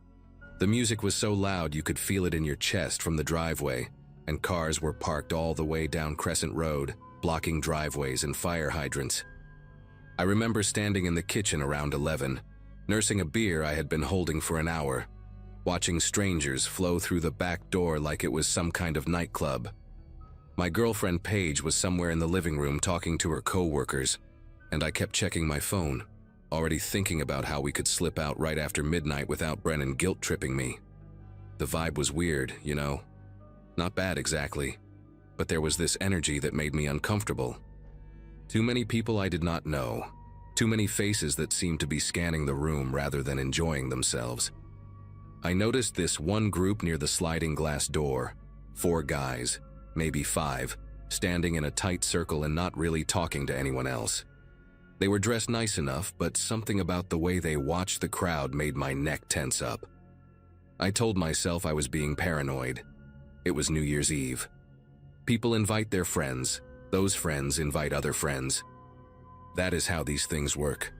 Around 11:30, I went looking for Paige because I wanted to make sure we were together for the countdown. The house was packed to the point where moving from room to room felt like pushing through a concert crowd. I found her in the living room, but she was deep in conversation with some woman I had never seen before, so I just waved and pointed toward the kitchen to let her know where I would be. On my way back, I passed the front door and saw more people coming in. A steady stream of them, actually. Brennan was nowhere near the entrance. He was probably in the basement where he had set up the DJ booth and the big screen TV for the ball drop. Nobody was checking who came in. The door was just open and people walked through like they owned the place. I saw a couple of guys come in carrying backpacks, which struck me as odd. Who brings a backpack to a house party? But again, I pushed the thought away. Maybe they had bottles. Maybe they had a change of clothes for after midnight. I was making excuses for things that should have been red flags. The basement was shoulder to shoulder when I finally made my way down there at maybe 11:45. Brennan had outdone himself with the setup. Strobe lights, a fog machine, speakers that probably cost more than my car. He saw me and raised his drink, grinning like an idiot, clearly proud of the chaos he had created. I tried to smile back, but I could not shake this feeling in my gut. The basement had 2 exits, the stairs I came down, and a small door that led to the backyard through a concrete stairwell. Both were blocked by people. Not intentionally blocked, just crowded. But I remember thinking that if something happened down here, getting out would be a nightmare. I positioned myself near the stairs anyway, keeping my back to the wall. Paige texted me that she was coming down for the countdown. The DJ started hyping everyone up, telling us we had 10 minutes until the new year. 10 minutes. That is all the normal we had left. Paige found me at 11:52. I remember the exact time because I looked at my phone when she grabbed my arm. She had to yell in my ear to be heard over the music, telling me something about how she lost her purse upstairs and needed to find it before midnight. I told her to forget it, that we would look for it after the countdown, but she was already pulling away, saying she had her car keys in there and her anxiety would not let her enjoy the moment without knowing where it was. I should have gone with her. I replay that decision in my head all the time. But I just nodded and watched her disappear up the stairs, figuring she would be back in 2 minutes. The countdown on the TV screen showed 7 minutes to midnight. The crowd in the basement started getting louder, more excited. Someone popped a champagne bottle early and sprayed it everywhere, and people cheered. I felt the foam hit my neck and I wiped it off, annoyed. That is what I was focused on, champagne on my skin, while upstairs things were already starting to go wrong. The first sign that something was happening came at 5 minutes to midnight. The music cut out suddenly, mid-song, and for a second everyone in the basement just stood there in confused silence. Then there was this sound from upstairs. Not a scream exactly, more like a collective gasp followed by shouting. Brennan pushed through the crowd toward the stairs, asking what the hell was going on with his sound system. I followed him because I had this sudden, desperate need to find Paige. We got to the bottom of the stairs and there was already a bottleneck of people trying to go up, but also people trying to come down, their faces pale and panicked. Someone was yelling about a gun. I heard the word, and my brain refused to process it at first. A gun. At Brennan's stupid house party, a woman came down the stairs with blood on her forehead, not a lot, but enough to see, and she was crying and saying they hit her. They just hit her with something. Brennan grabbed her shoulders and asked, Who hit you? But she just kept shaking her head and trying to push past us toward the back exit. I pushed up the stairs against the flow of people. I did not care about anything except finding Paige. The living room was pure chaos when I got there. People were scrambling toward the front door and the back door, knocking over furniture, stepping on each other.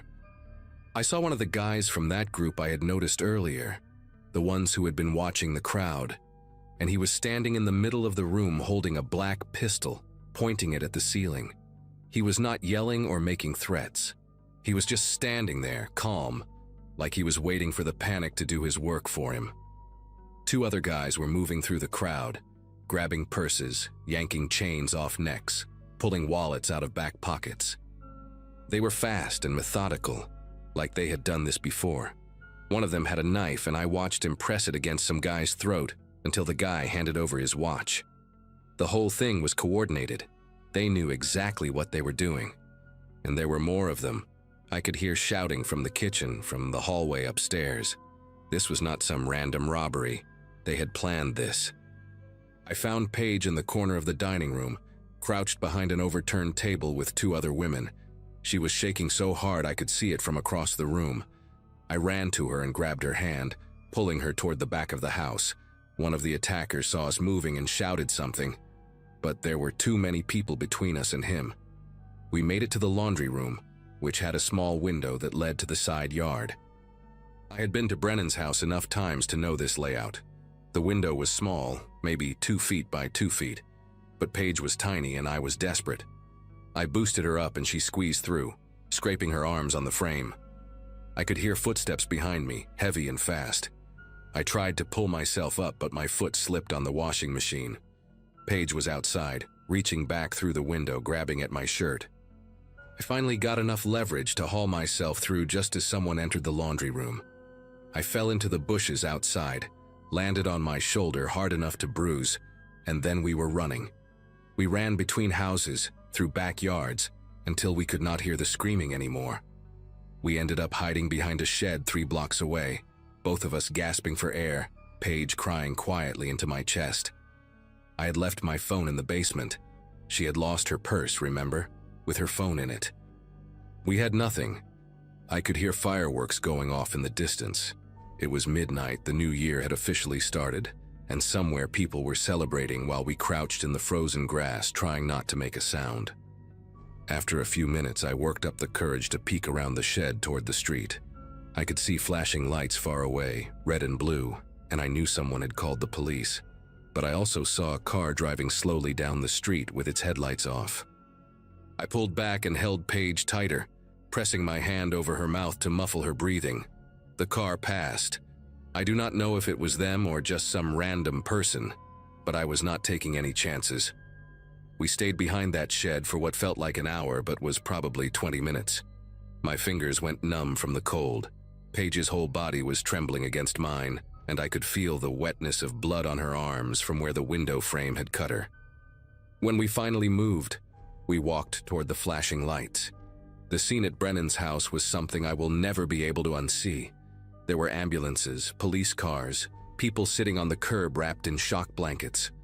I saw a guy I recognized from the basement being loaded into an ambulance on a stretcher, his face covered in blood. I saw a woman screaming at a police officer, asking where her daughter was. Brennan was sitting on the front steps of his own house with his head in his hands, surrounded by cops asking him questions.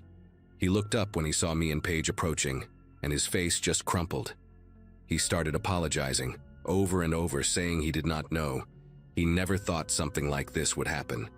A paramedic intercepted us before we could reach him, checking Paige's arms, asking if we were hurt. I told her we escaped through a window. She looked at me with this expression I cannot describe, a mix of relief and pity and something else. She told us we were lucky. 7 people had been taken to the hospital. 2 were in critical condition. One of them had been stabbed trying to protect his girlfriend. The police kept us there for hours, taking statements, asking us to describe anyone we could remember. I told them about the group of guys I had noticed earlier, the ones standing by the sliding glass door. I described the one with the pistol, white guy, maybe mid-20s, dark hair, wearing a gray hoodie under a black jacket. I described the one with the knife, taller, heavier build, beard, tattoo on his neck that I could not make out clearly. But I knew even as I was talking that it probably would not help. There had been so many people at that party, so much confusion. The attackers had blended in perfectly until the moment they decided to strike. A detective told us later that they estimated 8 to 10 people were involved, and that they had likely been at the party for over an hour before making their move, scoping out valuables, identifying exits, choosing their moment. They waited until right before midnight because they knew everyone would be distracted by the countdown. They cut the music to create panic and confusion. They were in and out in under 6 minutes. By the time the first patrol car arrived, they had vanished into the neighborhood, probably splitting up and walking calmly to cars parked blocks away. The detective said they had seen this type of thing before, organized crews that target large parties, especially around holidays when houses are full of drunk people with expensive jewelry and cash. He said they would do their best, but the reality was that these cases rarely got solved. It has been over a year now. Nobody was ever arrested. The guy who got stabbed survived but lost partial use of his left hand. Brennan sold the house 6 months later and moved to Arizona. He does not throw parties anymore. He barely talks to anyone from that night. Paige and I are still together, but she has not been to a house party since. Neither have I. We spent this past New Year's Eve at home, just the two of us, doors locked, curtains drawn, watching the ball drop on TV with the volume low. When midnight hit, I held her hand and we just sat there in silence. No champagne, no celebration. I keep thinking about those guys, whoever they were, and how they are probably still out there doing the same thing to other people. I think about how easily it could have been worse, how if Paige had not gone looking for her purse, she might have been in a different part of the house when it all started. How if I had not known about that laundry room window, we might not have gotten out. I do not believe in fate or destiny or any of that, but I do know that sometimes survival comes down to small, stupid decisions that you make without even thinking. We got lucky. That is the truth of it. We got lucky. And I hate that luck is the only thing that separated us from the people who did not.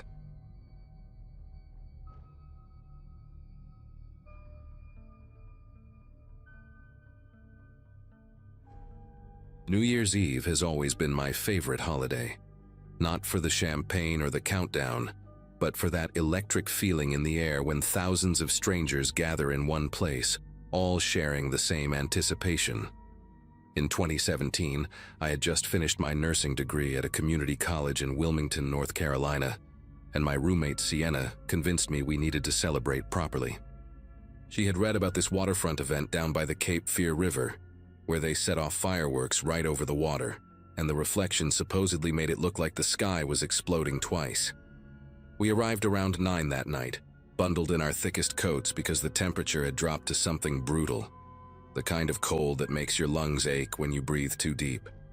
The crowd was already packed tight along the riverfront, families with kids on their shoulders, couples wrapped around each other, groups of college students passing thermoses back and forth. We found a decent spot near a row of food vendors, close enough to see the barge where they would launch the fireworks, but far enough from the main stage that we could actually hear each other talk. Sienna had brought a small folding blanket, and we stood on it to keep our feet off the frozen ground, stamping in place every few minutes to keep the blood flowing. The atmosphere was incredible. All those Christmas lights still strung up along the waterfront businesses, the smell of funnel cake and hot chocolate mixing with the salty river air. I remember feeling genuinely happy that night, like everything in my life was finally clicking into place. I had a job interview lined up at a hospital for the following week. My student loans were manageable, and I was surrounded by what felt like pure celebration. Around 11, my bladder started protesting all the hot cider I had been drinking, and the nearest porta potties had lines that snaked halfway down the block. Sienna pointed toward a path that led away from the main crowd, toward some older buildings near the historic district. She said she had seen people walking that way earlier, probably toward some restaurant bathrooms. I told her I would be back in 15 minutes, 20 tops. The path was paved but narrow, cutting between 2 brick warehouses that had been converted into boutique shops, all closed for the holiday. The noise from the crowd faded faster than I expected, replaced by that hollow quiet you get in empty commercial areas at night. A few streetlights dotted the way, but they were the old kind, casting weak yellow circles that barely touched the ground between them. I passed a couple heading back toward the waterfront, the woman laughing at something on her phone, and that made me feel better about my decision to walk this way. About halfway down the path, I noticed a small courtyard to my left with benches and a dried-up fountain, the kind of space where office workers probably ate lunch during the week. I remember thinking it looked peaceful, almost pretty, with the faint glow from a string of forgotten Christmas lights wrapped around a bare tree. My legs were stiff from standing for 2 hours, so I decided to stop for just a minute, stretch my calves, roll my ankles. The fireworks were not supposed to start until midnight anyway, and I still had almost 40 minutes. I walked into the courtyard and sat on one of the benches, rubbing my hands together and blowing into them. The cold had gotten sharper away from the body heat of the crowd, and I could see my breath forming thick clouds in front of my face. I pulled out my phone to text Sienna that I might be a few extra minutes, and that was when I first heard the footsteps. They were slow and deliberate, the sound of hard-soled shoes on brick coming from somewhere behind me. I turned around but did not see anyone, just the dark mouth of an alley between two buildings that I had not noticed before. I figured it was probably someone else looking for a bathroom or a quiet spot, maybe someone who had drunk too much and needed to clear their head. I went back to typing my message, but my thumbs had gotten clumsy from the cold, and I kept hitting the wrong letters. The footsteps stopped. I did not think much of it at the time, just assumed whoever it was had found where they were going. But something made me look up again, some instinct I cannot really explain, and that was when I saw him standing at the edge of the courtyard, maybe 30 feet away, just outside the reach of the Christmas lights. He was tall, wearing a dark jacket with the hood pulled up, and he was completely still. Not walking, not looking at his phone, not doing any of the things a normal person does when they stop somewhere. Just standing there, facing my direction. I told myself he was probably waiting for someone, maybe texting with his head down in a way I could not see from this angle. I stood up from the bench, brushing off my coat like I had somewhere to be, and started walking back toward the path that led to the waterfront. I did not run because I felt stupid, like I was being paranoid, like I was one of those women who crosses the street when she sees a man walking behind her and then feels embarrassed when he turns out to be heading somewhere completely innocent. But I walked fast, faster than I needed to, and I kept my phone in my hand with my thumb hovering over the emergency call button. I reached the path and turned right, back toward the noise and the lights and the thousands of people who had no idea I existed. I let out a breath I did not realize I had been holding, and then I heard the footsteps again, closer this time, matching my pace. I did not turn around. I just walked faster, my boots clicking against the pavement in a rhythm that felt too loud, too obvious. The path curved slightly and I could see the glow from the waterfront up ahead, maybe 200 yards away, and I remember calculating how long it would take me to reach the crowd if I started running. 20 seconds, maybe 30. The footsteps behind me sped up. I want to be clear about something here because people always ask me this part. I did not scream. I did not yell for help. I did not do any of the things you see in movies or think you would do if you were ever in that situation. I just kept walking, my heart slamming against my ribs so hard I could feel it in my throat, telling myself that I was overreacting, that this was all in my head, that in 2 minutes I would be back with Sienna, and we would laugh about how I got spooked by some random guy who was probably just walking the same direction. The distance between us was closing. I could hear his breathing now, heavy and deliberate, and I could smell something sharp and chemical, like rubbing alcohol or hand sanitizer. I was maybe 100 yards from the crowd when he grabbed me. His hand clamped over my mouth before I could make a sound, and his other arm wrapped around my waist, lifting me off the ground like I weighed nothing. He dragged me sideways, off the path and into a narrow gap between two buildings that I had not even noticed was there. The whole thing happened in maybe 3 seconds. I tried to bite his hand, but he was wearing thick gloves, some kind of leather or synthetic material that tasted like gasoline and dirt.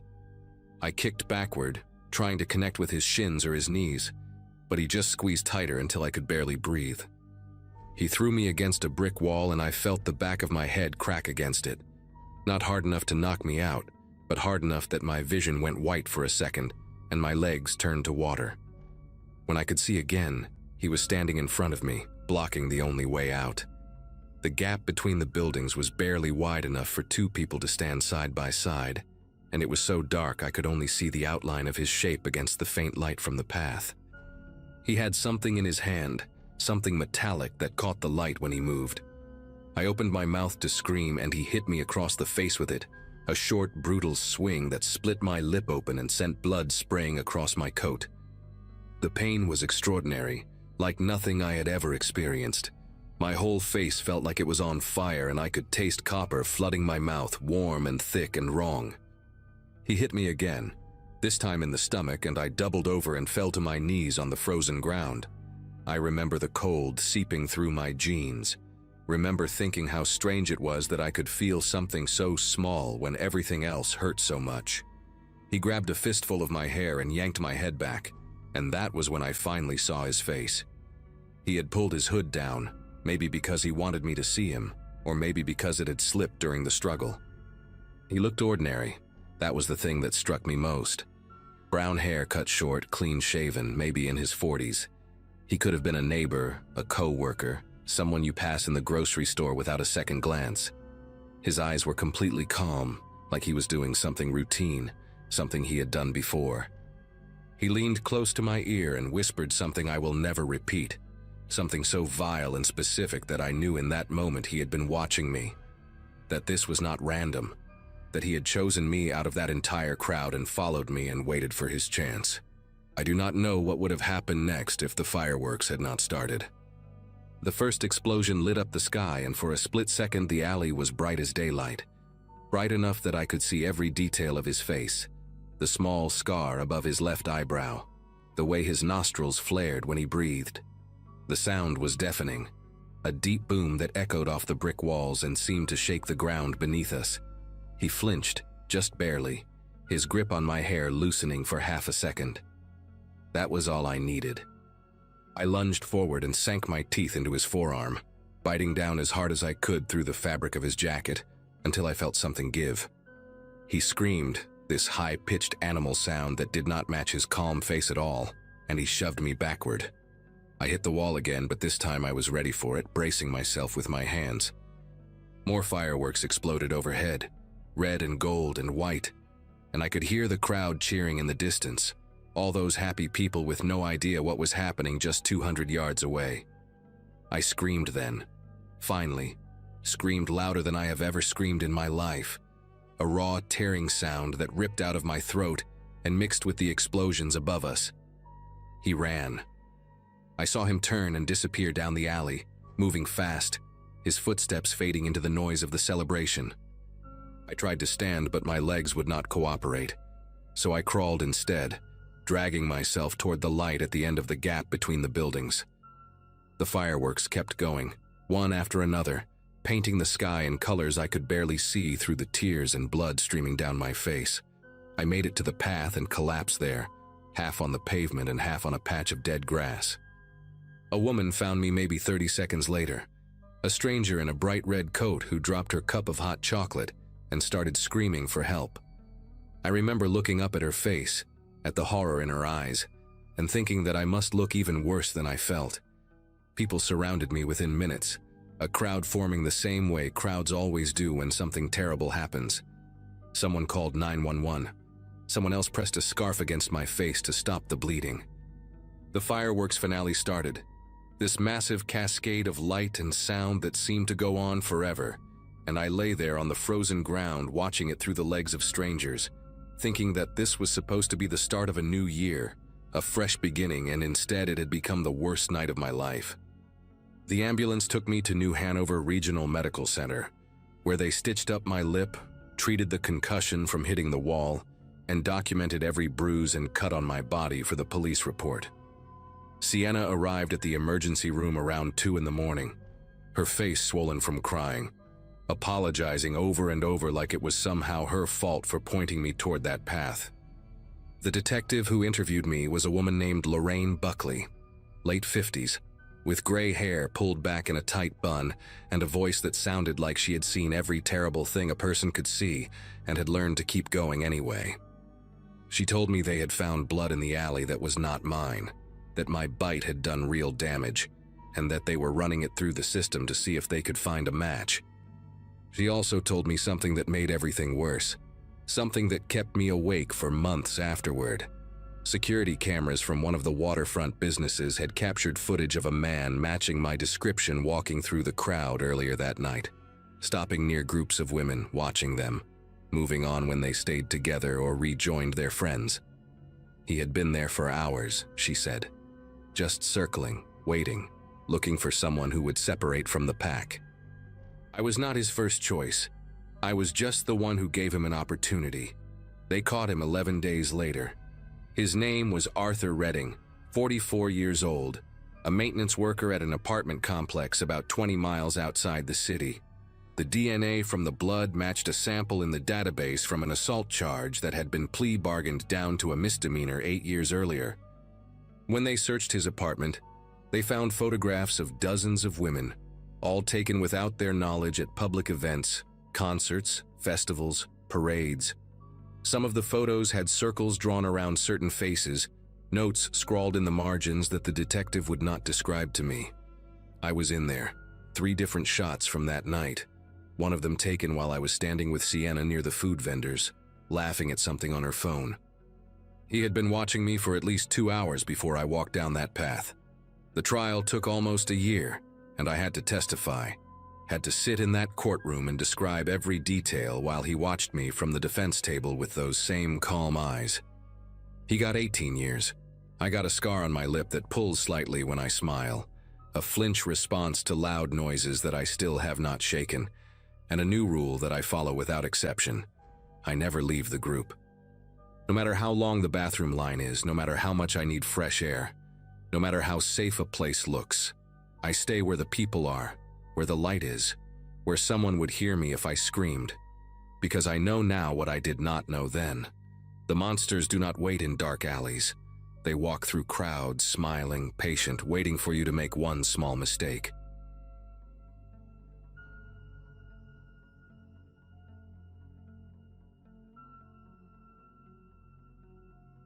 Tessa throws the same party every year on December 31st, and I have never missed one since we became friends after college.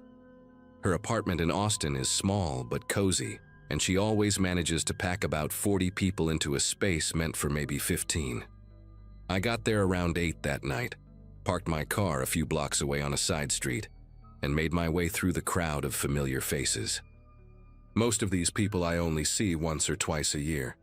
But there is something nice about that, like checking in on different chapters of your life. Around 11, I found myself near the kitchen talking to Craig. We had been seeing each other casually for about 6 weeks. Nothing too serious, just dinners and late-night texts and one weekend trip to San Antonio back in early December. Tessa had introduced us at a happy hour in November. He worked in real estate, had a golden retriever named Buster, and always smelled like cedar and clean laundry. Normal guy. The kind of guy your friends approve of. At least that is what I thought. The countdown happened. Everyone screamed and kissed and spilled champagne on the floor. I had maybe 3 glasses of wine spread across 4 hours, so I was perfectly fine to drive. But Craig offered me a ride anyway.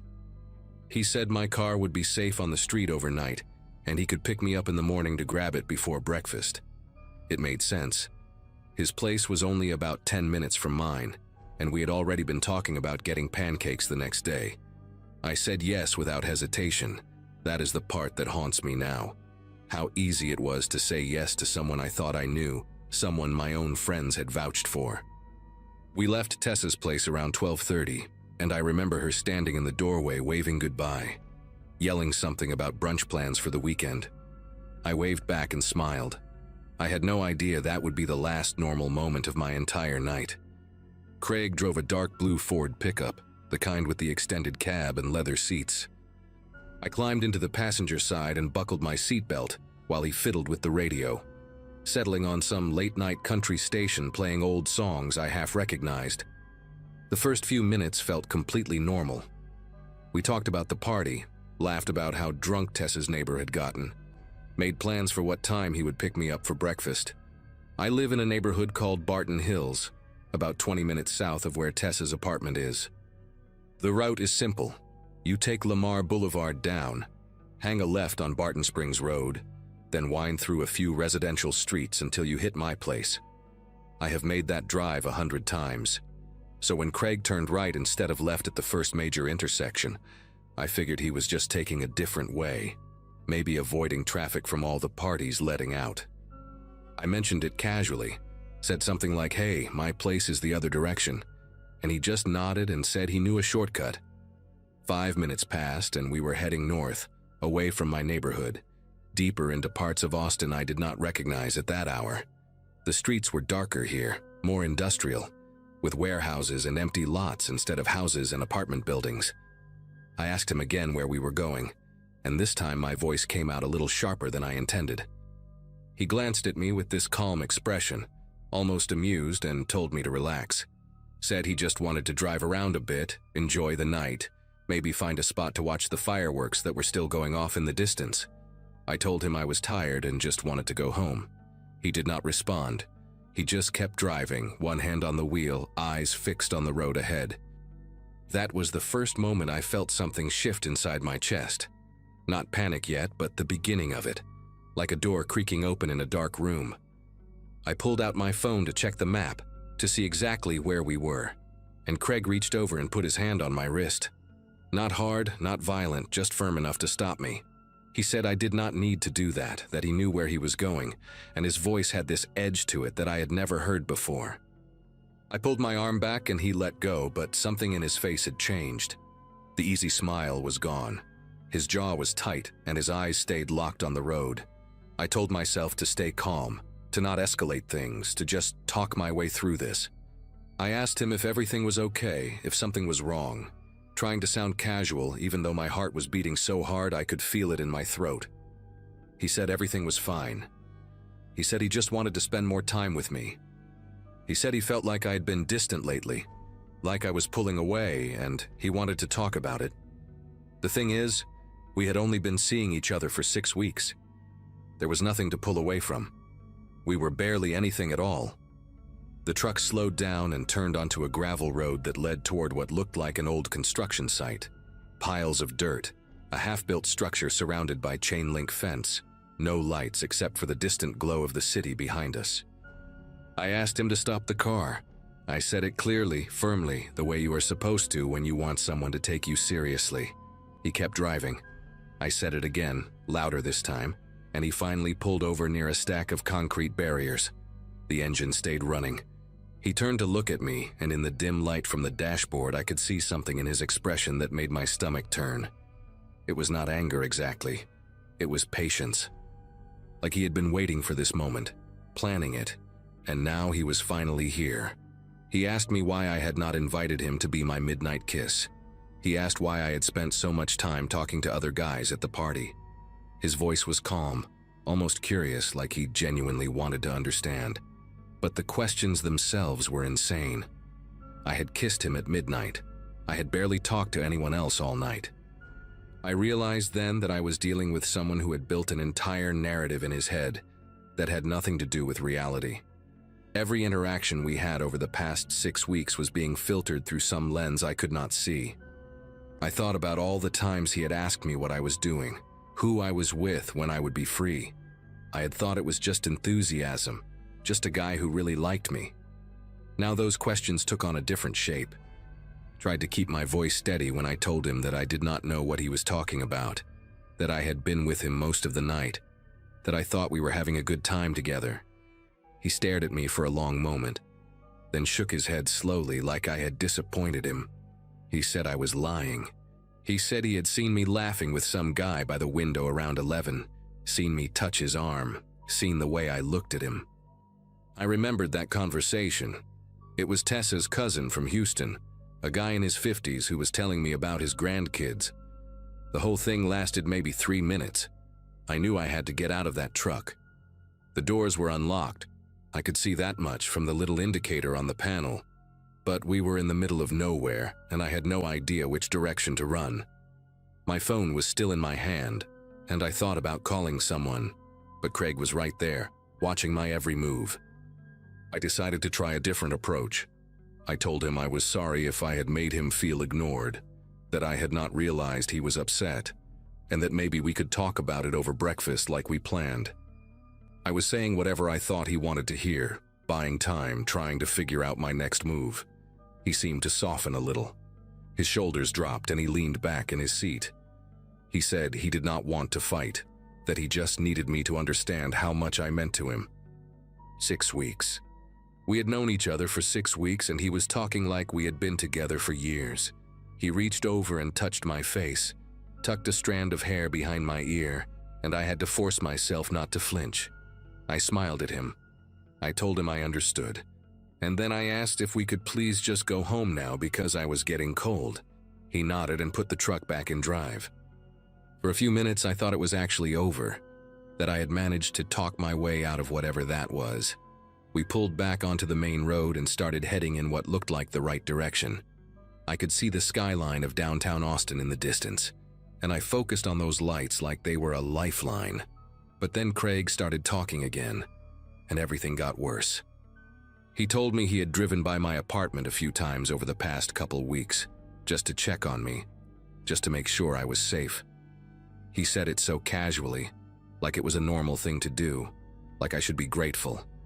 He mentioned details, the wreath I had hung on my door for Christmas, the fact that I usually get home from work around 6:15, the blue curtains in my bedroom that I never close all the way. My whole body went rigid. I had never told him what time I got home from work. I had never invited him inside my apartment. He had only ever picked me up from the curb, and I had thought that was just because things were still new and casual between us. He kept talking, filling the silence with things he should not have known. He knew that I order Thai food every Thursday from the same place. He knew that my neighbor has a gray cat that sits on the windowsill. He knew that I had gone running in the park near my apartment last Sunday morning and stopped to stretch by the big oak tree near the entrance. Each detail landed like a punch. I was trying to keep my breathing steady, trying not to let him see how terrified I was, but inside I was screaming. This man had been watching me, not just once or twice, but consistently, methodically for weeks. Every dinner we shared, every sweet text message, every kiss goodnight, all of it had been happening alongside this other version of him, the one who sat in his truck outside my home and learned the rhythm of my life.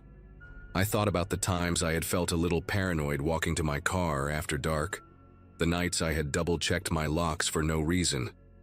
Maybe there had been a reason all along. We were getting closer to my neighborhood now, and I had to make a decision.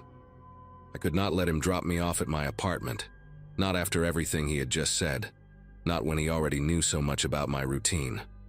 I saw a gas station coming up on the right, one of those big ones that stays open all night with bright fluorescent lights and usually a few people filling up their tanks even at this hour. I told Craig I needed to use the bathroom, that I could not wait until we got to my place. He looked annoyed but pulled into the lot. Before he could say anything else, I unbuckled my seatbelt and got out of the truck. I walked toward the entrance at a normal pace, even though every part of me wanted to run. I pushed through the glass door and went straight to the counter where a young guy in a red vest was scrolling through his phone. I told him I needed help, that the man in the truck outside had been following me for weeks, that I was scared and needed to call someone.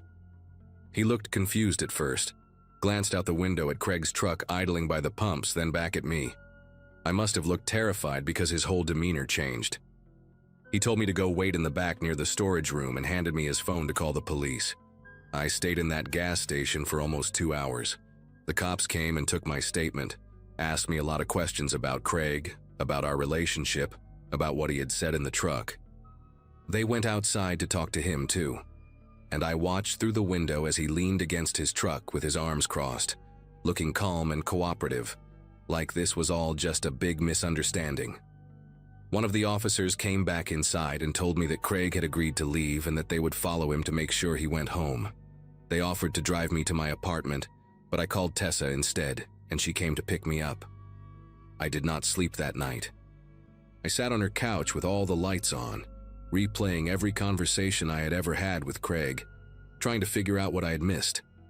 The police said there was not much they could do unless he tried to contact me again, or showed up at my place. He never did. I moved out of that apartment 2 weeks later, changed my phone number, deleted all my social media. I still do not know why he stopped. Maybe the police visit scared him. Maybe he found someone else to watch. Sometimes I wonder if he is out there right now, parked on some dark street, learning the patterns of another woman who thinks she found a nice, normal guy through friends. That is the part that keeps me awake, knowing that it could happen again to someone else, and she would have no idea until it was too late.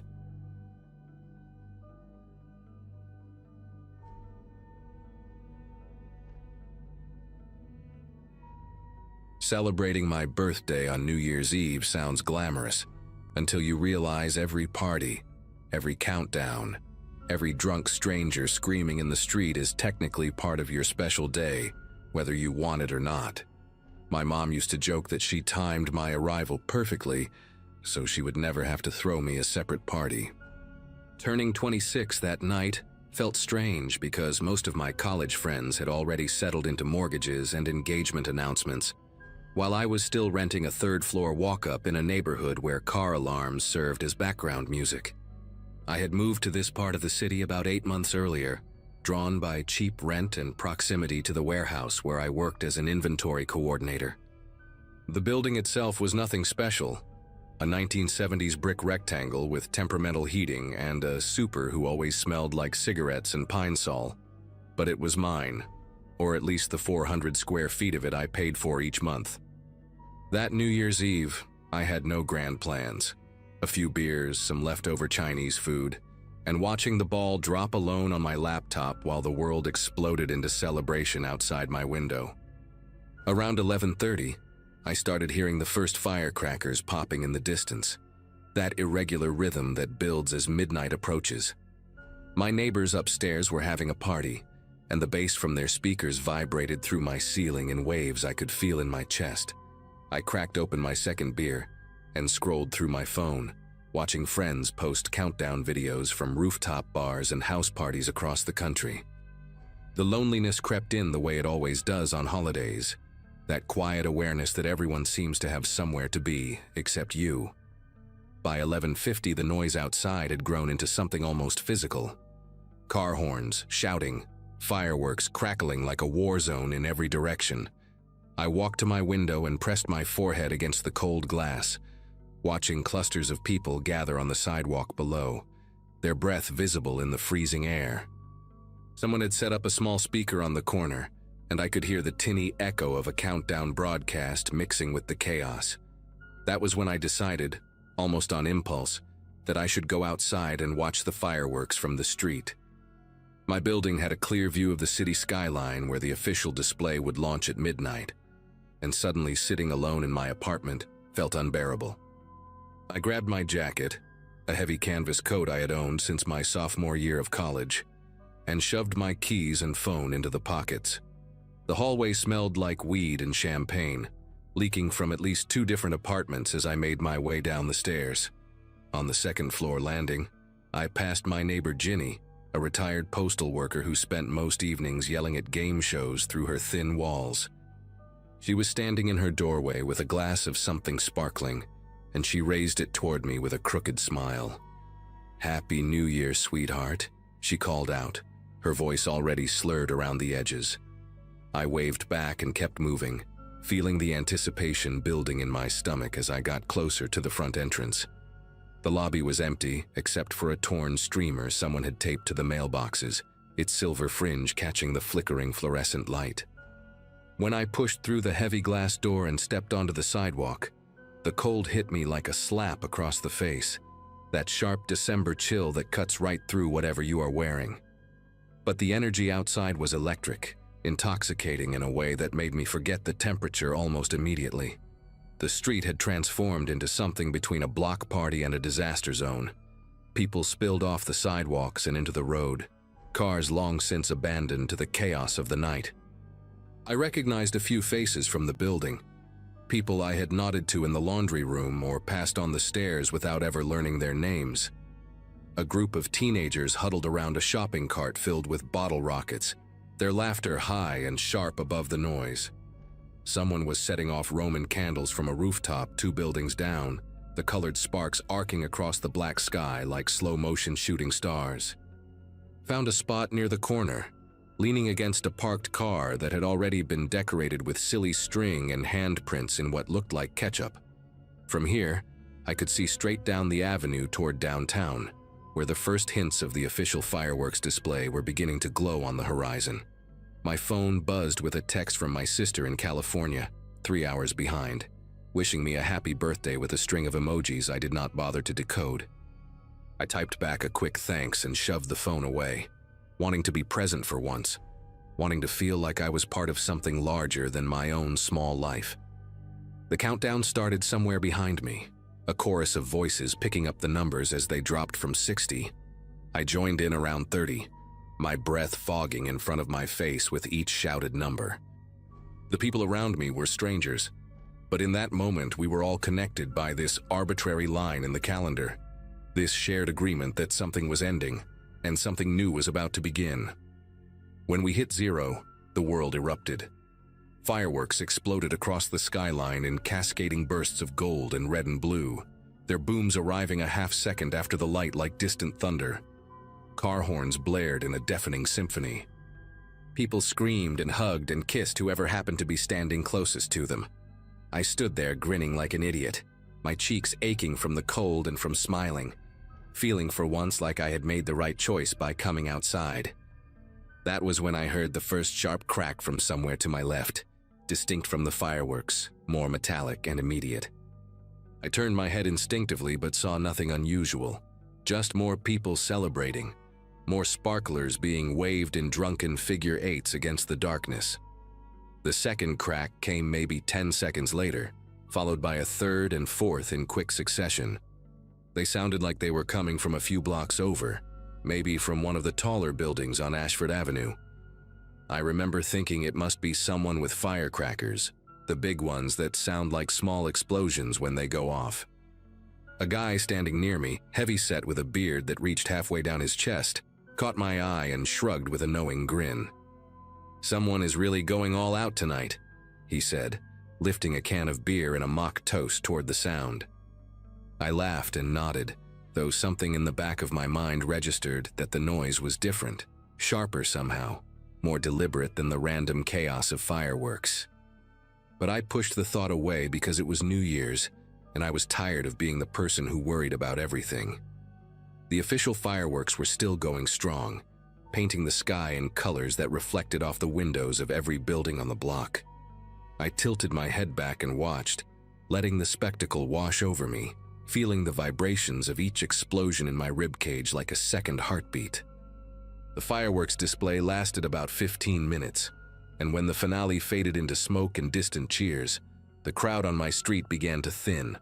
Some people drifted back toward their buildings, others migrated down the block toward a bar that had propped its doors open and was blasting music into the night. I checked my phone and saw it was 12:19. The cold was starting to seep through my jacket now that the initial excitement had worn off, and I was thinking about heading back upstairs when I heard another series of those sharp cracks, closer this time, maybe just a block or two away. I counted 5 of them in a row, evenly spaced, and then silence. A woman walking past me with a toddler asleep on her shoulder glanced in the direction of the sound, her face flickering with something that might have been concern before she kept moving. I stayed where I was, suddenly uncertain, my feet rooted to the pavement as if waiting for permission to leave. The bearded guy from earlier had wandered off, and the teenagers with the shopping cart had disappeared around a corner. The street felt emptier now, the celebration winding down into scattered pockets of noise and laughter. I was just about to turn back toward my building when I heard it. Not the crack this time, but something else entirely. A sound I will never forget as long as I live. It was a whistle, high and thin, like air being forced through a narrow pipe, and it was getting louder, getting closer, and it was coming from directly above me. I looked up on pure instinct, my neck craning back, and I saw nothing but black sky and fading wisps of firework smoke. Then something hit the ground maybe 6 feet to my right, and the impact was so violent that I felt it through the soles of my boots. The concrete sidewalk cracked, actually cracked, spiderwebbing out from a small crater that had not existed a second before. I stumbled backward, my heel catching on the curb, and I nearly fell into the street. My ears were ringing, though I did not remember hearing a sound beyond that initial whistle and the brutal smack of contact. I stared at the crater, my brain struggling to process what I was seeing. There was something embedded in the concrete, something small and metallic, glinting under the orange glow of the streetlight. I did not touch it. Some part of my brain, the part that had watched too many crime shows and read too many news articles, knew exactly what I was looking at even before I crouched down to get a closer look. It was a bullet, deformed from the impact but unmistakably a bullet, the copper jacket peeled back like the skin of a fruit. My mind raced through the physics I only half remembered from high school, something about terminal velocity and what happens when you fire a gun straight up into the air. The bullet comes back down. It always comes back down. And when it does, it is still moving fast enough to kill. I straightened up and looked around, suddenly aware of how exposed I was standing there on the open sidewalk. There were still people outside, a couple arguing softly near a parked van, a man walking his dog on the opposite side of the street, a group of college-aged kids taking a selfie in front of a fire hydrant someone had painted gold. None of them seemed to have noticed what had just happened. None of them were looking at the crater in the concrete or the piece of metal that had fallen from the sky like a tiny meteor. I wanted to scream at them, to tell them to get inside, but my voice caught in my throat and all I could do was stand there, trembling in the cold. Another whistle cut through the air, this one farther away, followed by a dull thud I felt more than heard. Then another, somewhere behind me, and the sound of glass shattering. A car alarm started wailing, adding its mechanical shriek to the dying sounds of celebration. The couple near the van stopped arguing and looked around, their faces confused, trying to locate the source of the noise. I finally found my voice, though it came out thin and cracked, not like my own at all. "Get inside," I called out to them, waving my arms like a madman. "Get inside now. Someone is shooting. The bullets are coming down." They stared at me for a moment, the woman clutching her partner's arm, and I could see them trying to decide if I was drunk or crazy or both. But something in my expression must have convinced them because they started moving toward the nearest building entrance without another word.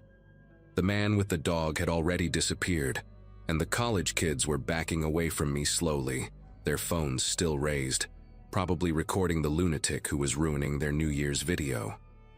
I did not wait to explain. I turned and ran for my building, my boots pounding against the pavement, my lungs burning with cold air.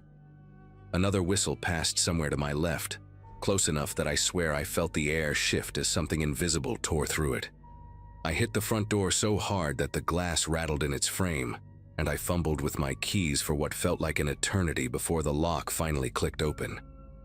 Inside the lobby, I pressed my back against the wall and tried to catch my breath, my chest heaving, my legs shaking beneath me.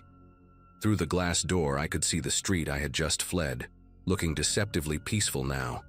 Just a few stray pieces of confetti drifting across the asphalt. A siren started somewhere in the distance, then another, then a whole chorus of them rising and falling like a song I did not want to hear. I stayed in that lobby for almost 20 minutes, unable to make myself move, just listening to the sirens multiply and watching the occasional flash of red and blue lights sweep past the windows. At some point, Ginny from the second floor came down in her bathrobe, asking if I knew what all the commotion was about. I told her I did not know, that I had just come inside, that I was tired and going to bed. The lie came out so easily that it scared me. I did not sleep that night. I sat on my couch with every light in the apartment turned on, scrolling through local news feeds and refreshing Twitter until my eyes burned. The reports started trickling in around 2 in the morning, scattered and confused at first, then more detailed as the hours passed. Multiple people across the neighborhood had been struck by falling bullets, projectiles fired into the air during the celebration, and returned to Earth by gravity and bad luck. A teenager in critical condition 3 blocks from my building. A woman hit in the shoulder while standing on her balcony. An elderly man killed instantly in his own backyard, the bullet entering through the top of his skull, while he watched the fireworks with his grandchildren. The police were asking for witnesses, warning residents to stay indoors, confirming that this was not an isolated incident, but a pattern repeated across the city every year by people too stupid or too reckless to understand that what goes up must come down. I thought about the crater in the sidewalk 6 feet from where I had been standing, and I did the math in my head over and over until the numbers stopped meaning anything. 6 feet. The length of a tall man lying down. The distance between my birthday and my funeral. I finally fell asleep around dawn with the television still murmuring in the background, and when I woke up in the afternoon, my first thought was that I needed to go outside and see if the crater was still there, if any of it had been real. It was real. The crater was smaller than I remembered, maybe 4 inches across, but the cracks radiating out from it were unmistakable against the gray concrete. The bullet was gone, probably collected by police or picked up by some curious passerby who did not understand what they were holding. I stood there in the harsh daylight of January 1st, hungover strangers shuffling past me on their way to brunch or coffee or whatever normal people do on the first day of a new year, and I stared at that hole in the ground until my vision blurred. A sanitation truck rumbled by, collecting the debris of last night's celebration, sweeping away the confetti and the bottle rockets and the crushed beer cans as if nothing had happened. I thought about calling someone, my sister maybe, or my mom, just to hear a familiar voice and tell them that I was okay, that I had almost died but I was okay. But I did not know how to explain it without sounding dramatic, without making it into a bigger deal than it already felt. So I just went back inside, climbed the 3 flights to my apartment, and sat on my couch in the same spot I had occupied all night. The news was still covering the story, interviewing tearful families and stern-faced officials, showing graphics of bullet trajectories and statistics about celebratory gunfire deaths. I watched it all with a strange detachment, like I was seeing something that had happened to someone else in a city I had never visited. I gave a statement to the police a few days later, after I finally worked up the courage to call the non-emergency line and report what I had seen. The officer who took my information sounded tired, like he had heard 100 versions of this same story already. He thanked me for calling and said a detective might follow up, but no one ever did. The crater stayed on the sidewalk outside my building for almost 2 months before the city finally sent someone to patch it over, leaving behind a slightly darker square of concrete that I still notice every time I walk past. I moved out of that apartment the following spring, not because of what happened exactly, but because I could not stop thinking about it every time I heard a loud noise outside my window. These days I live in a quieter part of town, a little duplex with a backyard where I can grill burgers and pretend I have my life together. I still do not go outside on New Year's Eve. When midnight approaches, I close my curtains and turn up the television loud enough to drown out the fireworks, loud enough that I cannot hear the cracks and pops that might be firecrackers and might be something else entirely. My friends think I am being paranoid, that the odds of something like that happening twice are astronomical, and they are right, statistically speaking. But statistics do not mean much when you have seen the hole a falling bullet can punch through solid concrete, when you have done the math and realized that 6 feet was the only thing standing between a new year and no years at all.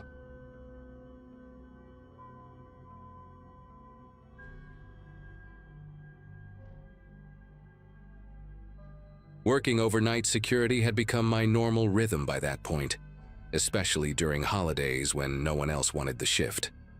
That New Year's Eve found me alone in a glass and concrete office building that usually buzzed with people during the day and felt hollow after dark. I was in my early 30s, recently divorced, picking up extra overnight hours because the silence felt easier than going home to an empty apartment. The job itself was simple: monitor cameras, do timed patrols, log anything unusual, and keep the place secure until morning.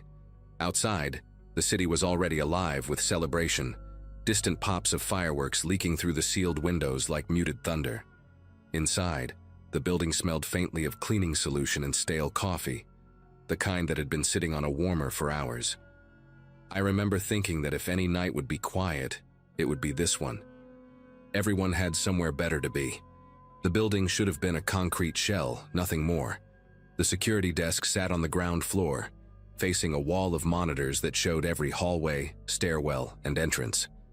I had already done my first patrol earlier in the evening, checking each floor, tugging on locked doors, and signing off on empty rooms.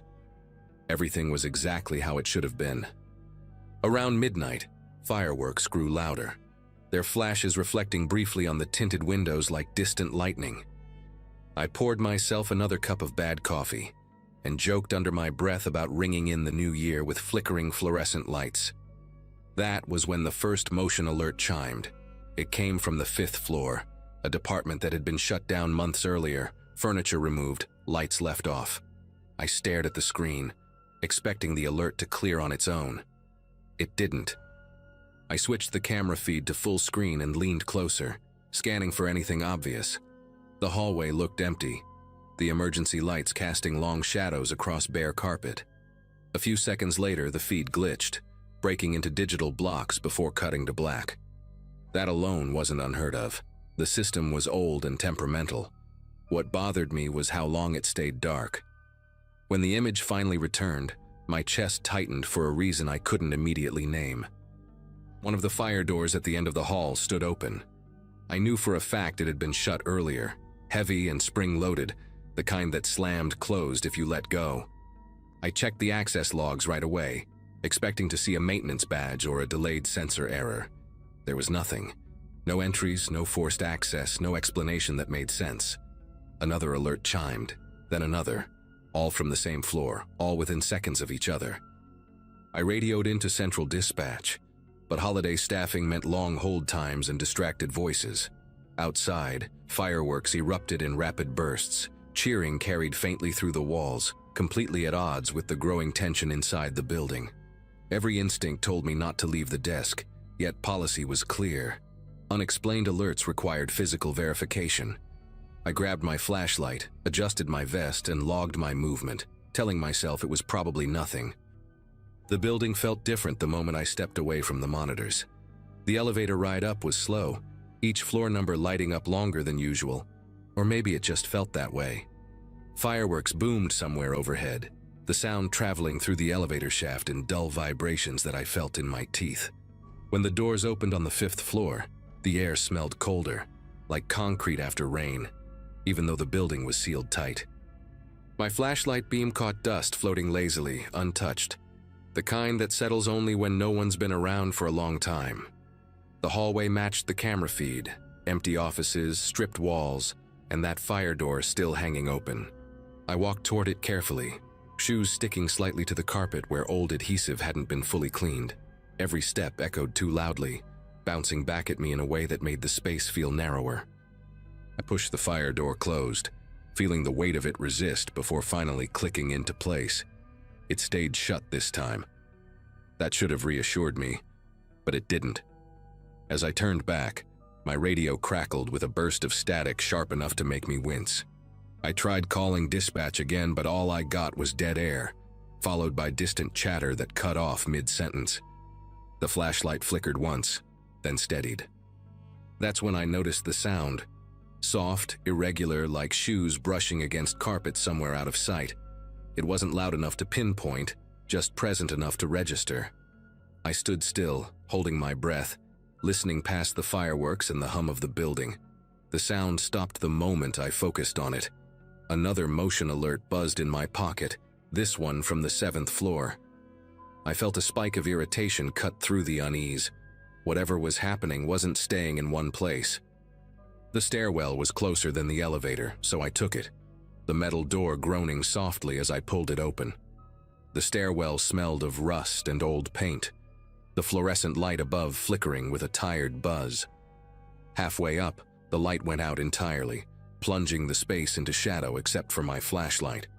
I heard something shift above me then, not footsteps exactly, more like weight settling where it hadn't been before. My radio spat another burst of static, louder this time, followed by a faint tone like an open channel that never connected.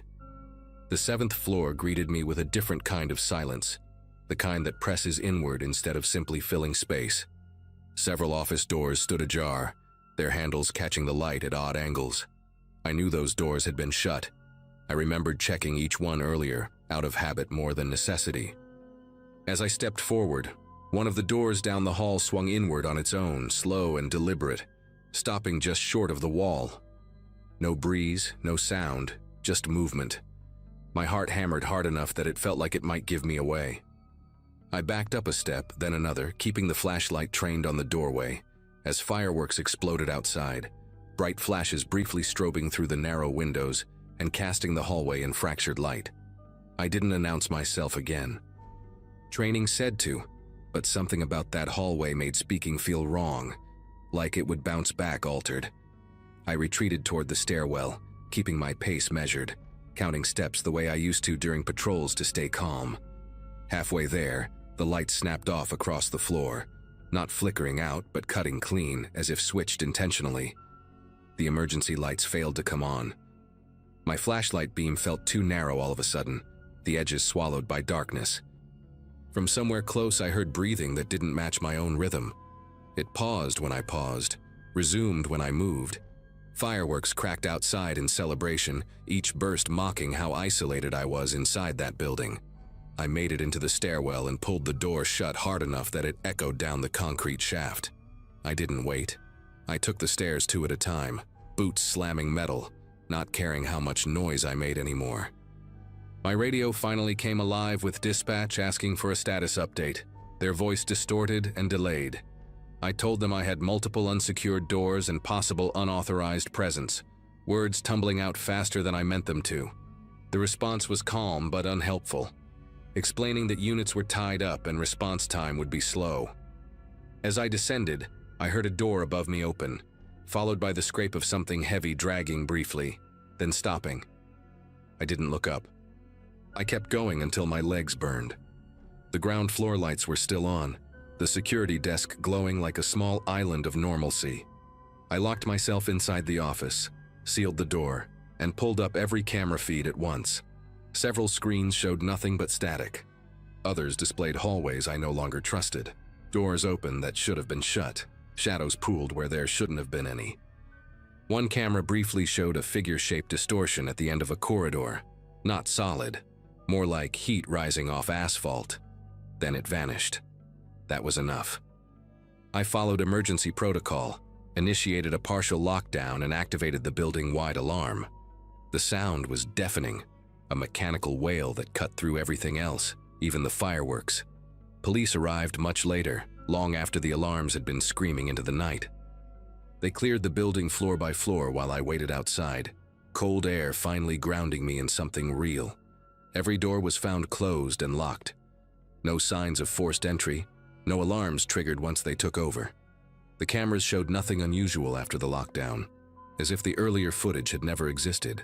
I quit that job not long after, took a daytime position somewhere smaller, somewhere with people around. I still hear fireworks differently now. Every New Year's Eve, when the sky lights up and everyone cheers, I think about empty buildings and locked doors that don't stay that way, and how some places don't need people inside to feel occupied.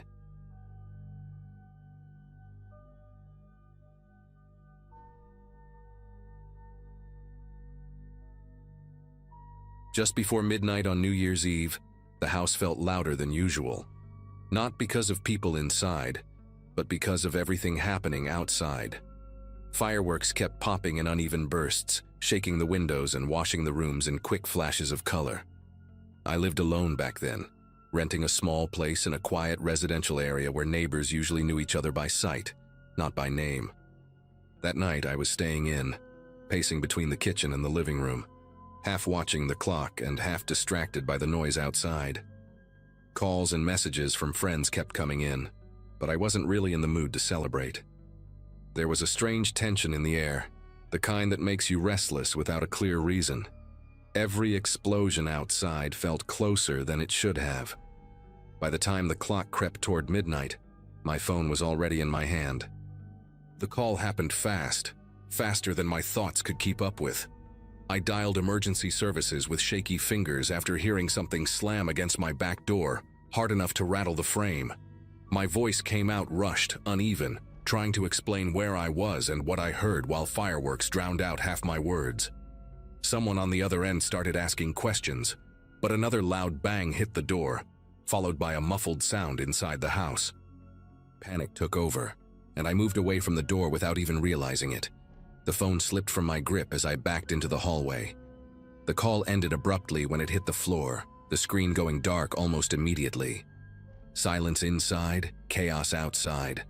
Time stretched in a way that still feels unreal when I think about it. I stayed crouched near the hallway wall, listening to every sound my house made, trying to separate normal creaks from something worse. Fireworks kept exploding, cheering voices echoed from down the street, and nobody noticed anything wrong. At some point, I heard footsteps moving through the back of the house, slow and deliberate. Cabinets opened. Something metallic scraped against the counter, then stopped. I kept my breath shallow, terrified that even the smallest noise would give me away. The smell of burned gunpowder from outside drifted in through a cracked window, mixing with the scent of spilled cleaning supplies. Every second felt borrowed. Red and blue lights eventually flashed through the front windows, barely noticeable against the fireworks still lighting up the sky. Officers knocked and announced themselves, their voices calm but firm as they entered the house. They found the back door damaged, furniture knocked over, and signs that someone had been searching for something in a hurry. One of them asked if I had made the call, and all I could do was nod, my throat too tight to speak properly. Neighbors gathered outside, confused, some still holding drinks and party hats. Many said they heard nothing unusual because the fireworks masked everything. By the time things settled, midnight had already passed, and the new year had started in the worst way I could imagine.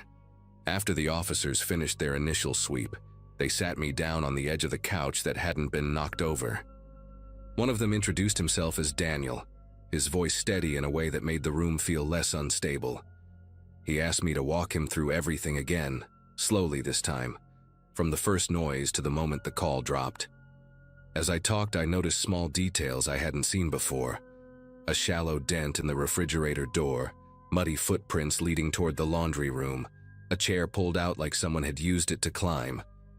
Daniel exchanged a quick look with his partner, a woman named Lauren, and wrote something down without explaining it. They asked if anyone knew I was home alone that night. I couldn't give them a clear answer. The idea that someone might have known made the room feel smaller. They found my phone near the hallway, the screen cracked but still powered on. The emergency call log was right there, time-stamped just minutes before midnight. Lauren explained that dispatch heard shouting and background noise before the line went dead, but not enough to pinpoint exactly what was happening.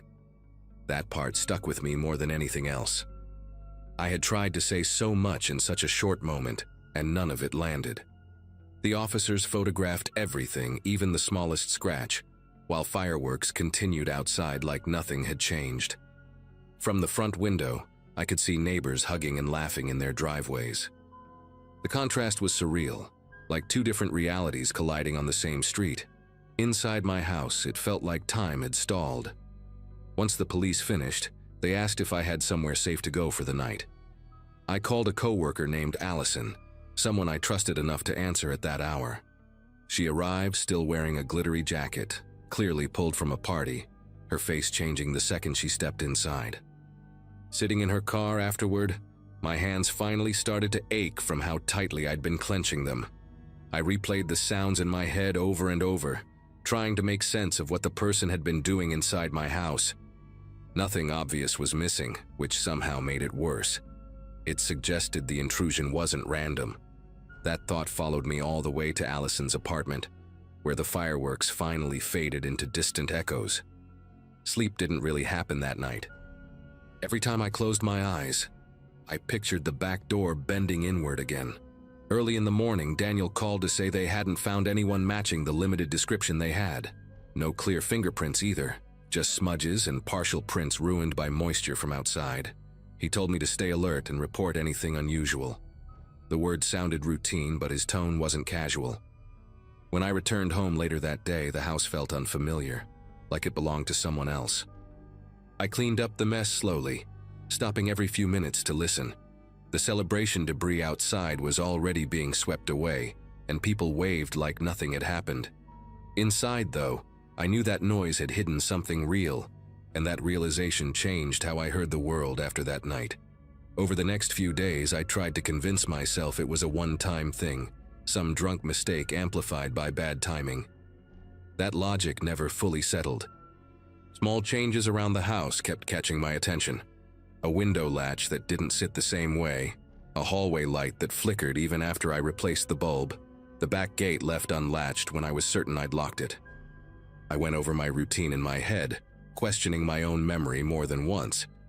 Daniel checked in again and said there were no similar reports nearby, which should have been comforting.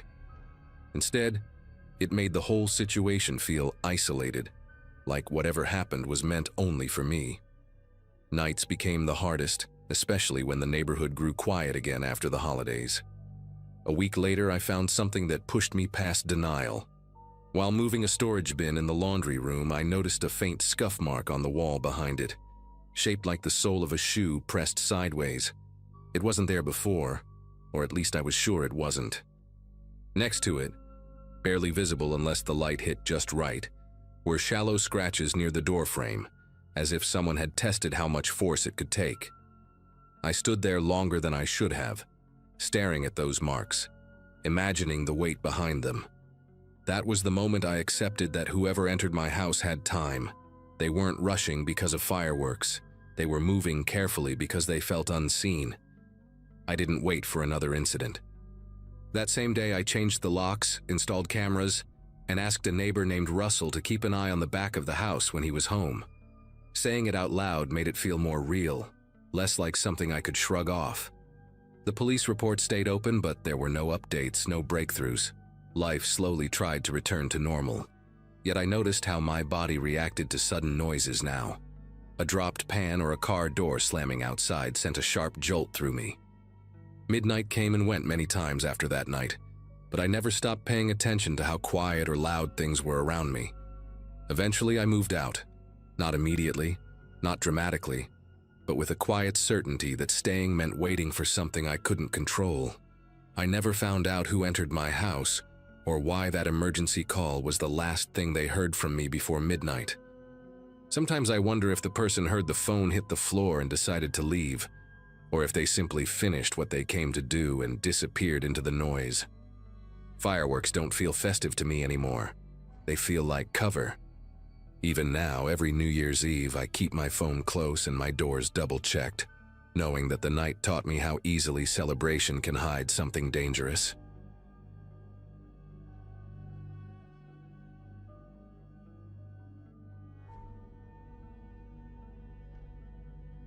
That night still sits heavy in my head, even now because everything about it started so ordinary. New Year's had just rolled over, and life felt stuck in that strange in-between phase where nothing was great but nothing was falling apart either. I'd been crashing on a friend's couch for a few weeks, juggling freelance shifts and trying to pretend I wasn't stressed about money. The party itself was loud, cramped, and already past its peak when I decided to leave. Music thumped through thin walls, spilled drinks soaked the carpet, and everyone was glued to their phones replaying fireworks videos. I said my goodbyes, got a few half-hearted "text me when you get home" responses, and stepped outside alone. The cold air hit my face hard, sharp enough to make my eyes water. I remember thinking how quiet the street felt compared to the chaos inside. Waiting for a ride seemed harmless at first. The app kept pushing the arrival time back by a few minutes over and over, like it was teasing me. I stood near the front yard gate, scrolling aimlessly, watching leftover fireworks smoke drift low across the street. That's when I noticed a man leaning near a parked sedan down the block. He wasn't doing anything obvious, just standing there, hands in his jacket pockets, head tilted slightly as if listening to something only he could hear. I glanced away, telling myself it was nothing. Plenty of people wander around after midnight on New Year's. When I checked the app again, the arrival time jumped back once more. I shifted my weight, feeling irritation creep in. When I looked up again, the man was closer, now standing near the corner under a flickering streetlight. I tried to rationalize it. Maybe he lived nearby. Maybe he'd been at another party. I walked a few steps toward the corner, hoping to get better reception, pretending confidence I didn't feel. The streetlight hummed softly above me, casting uneven shadows across the sidewalk.